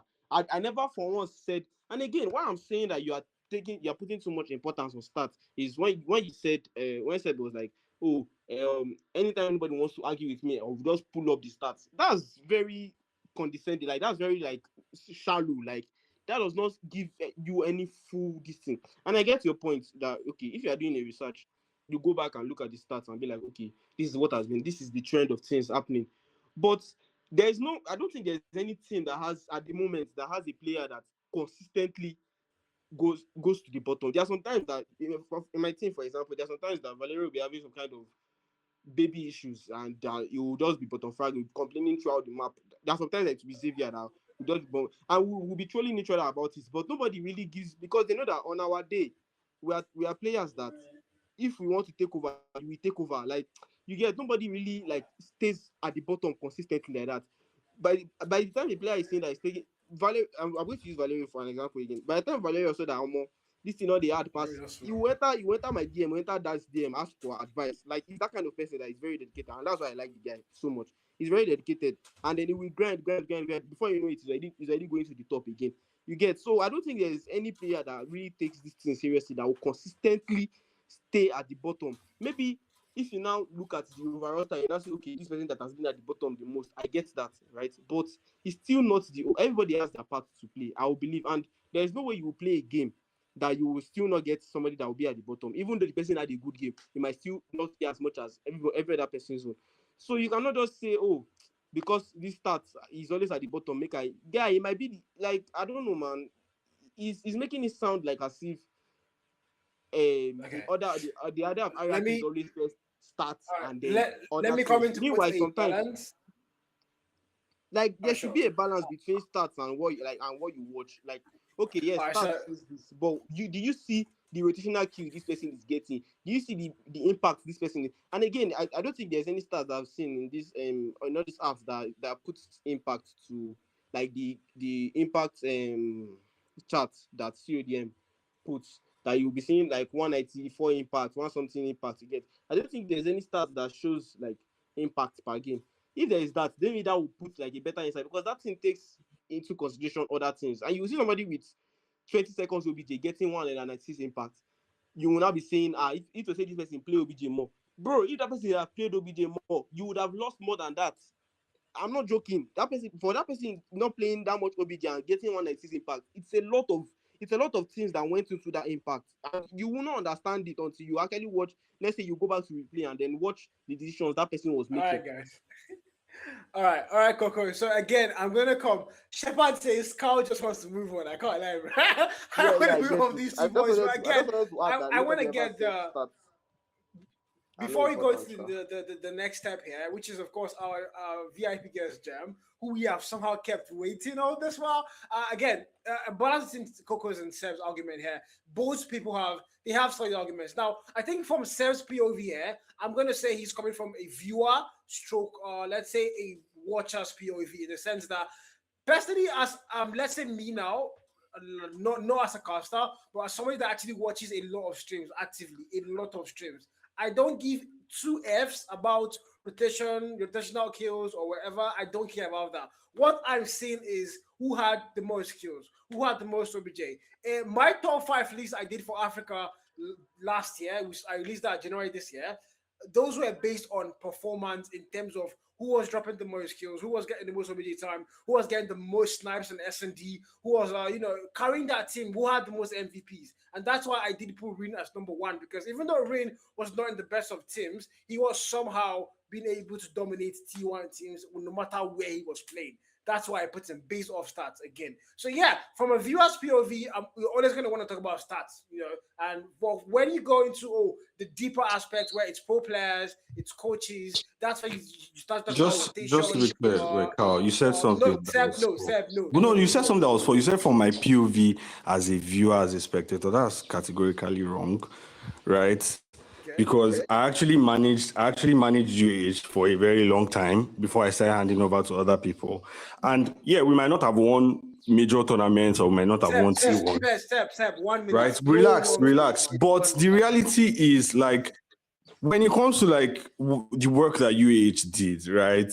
We dominated T2 for almost an entire year, right? We picked up players that nobody else thought about or cared about. Right, we platformed so many players, made so many players known. Right, do you think that kind of fundamental work can be done without actually understanding the game and understanding what is important and what is not? It can't be done. I remember, was it 2 years ago when I did my Seb's top 100 list, top 10 Nigerian list and all that? Right, there were people that said, "Oh, Hacks is not that good. He shouldn't be top 14."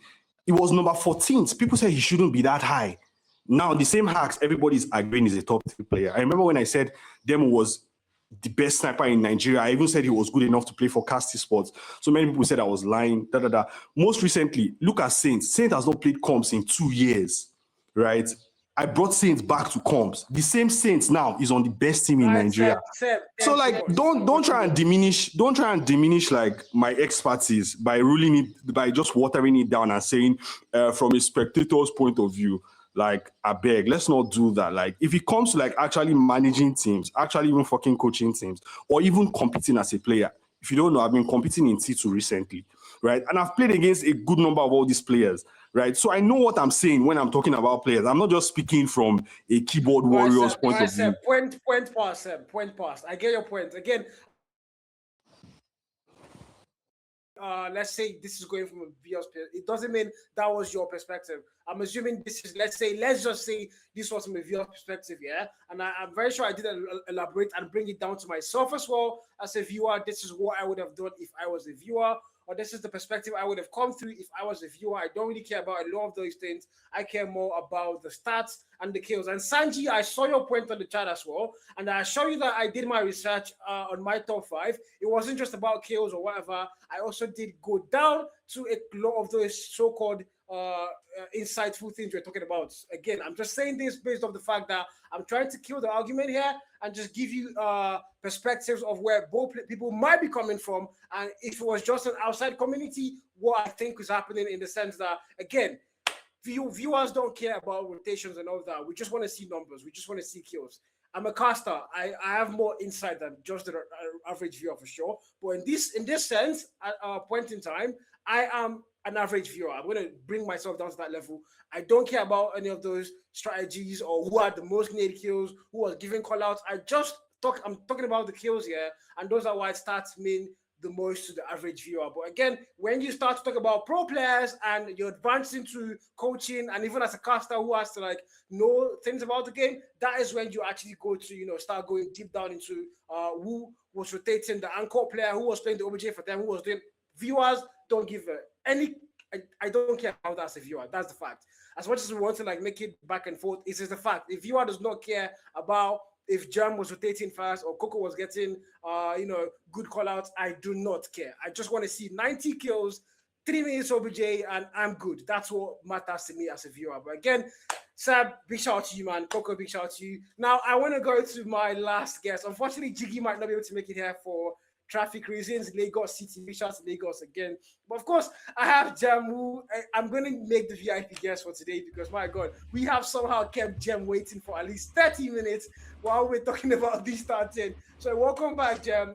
Again, I've asked you a couple of things before, but now I want to ask you a very important question. Why did you retire? This is a very, I'm sure a lot of people want to know. I know that I'm putting you on the spot. I'm really sorry, man. Yeah, but no, a lot of people want to know, why did you retire? No, it's all good. So last year I finished high school in 2024, right? So 2025 was my gap year.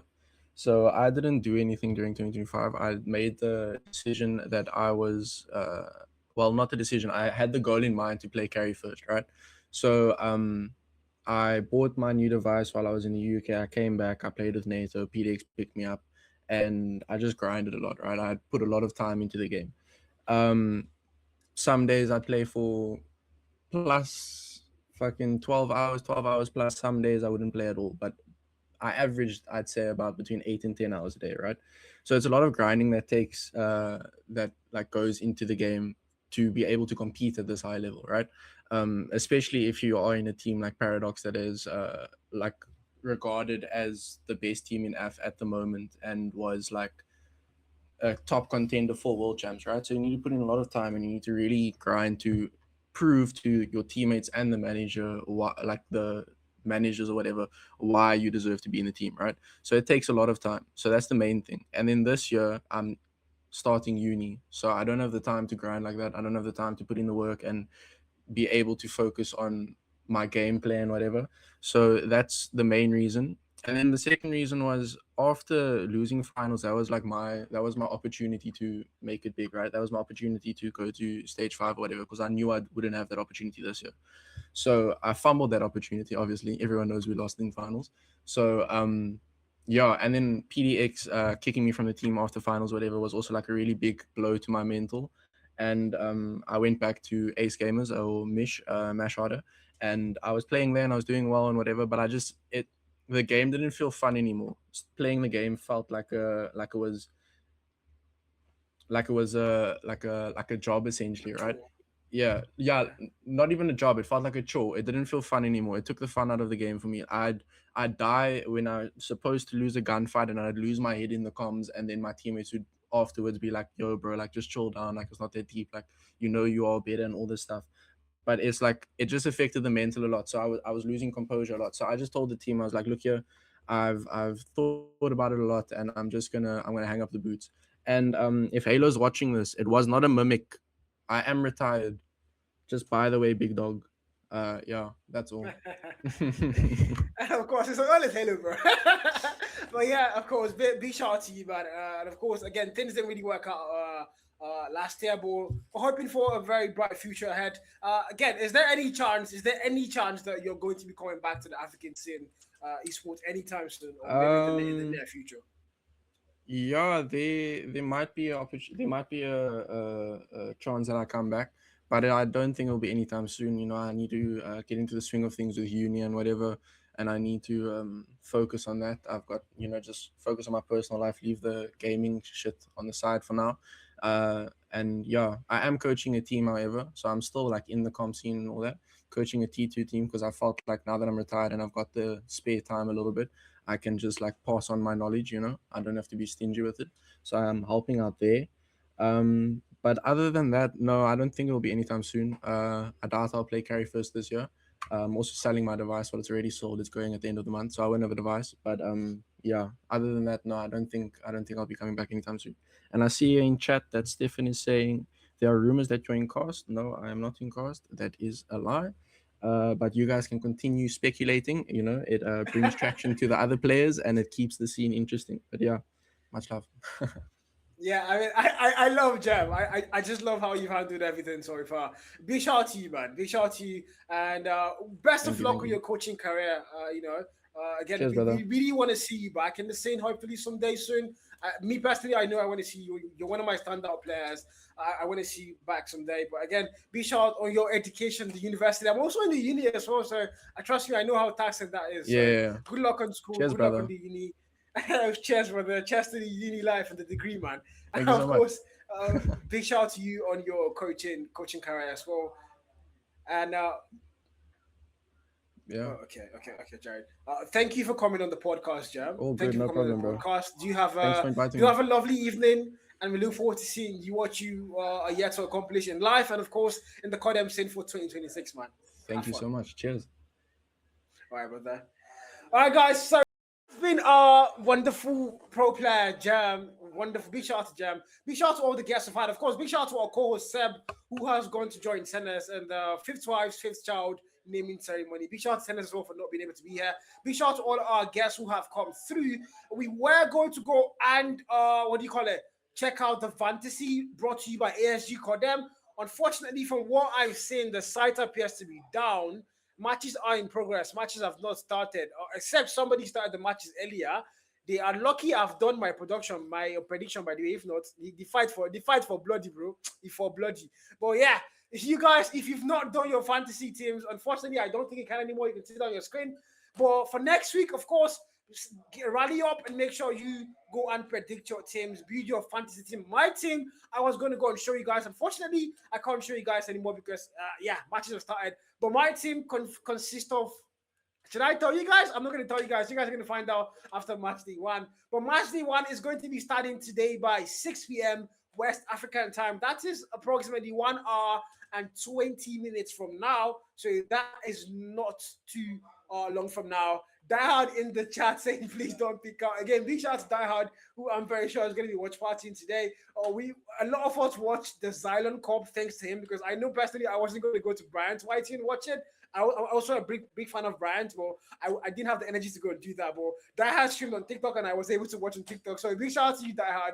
And big shout out to PDX finishing third there.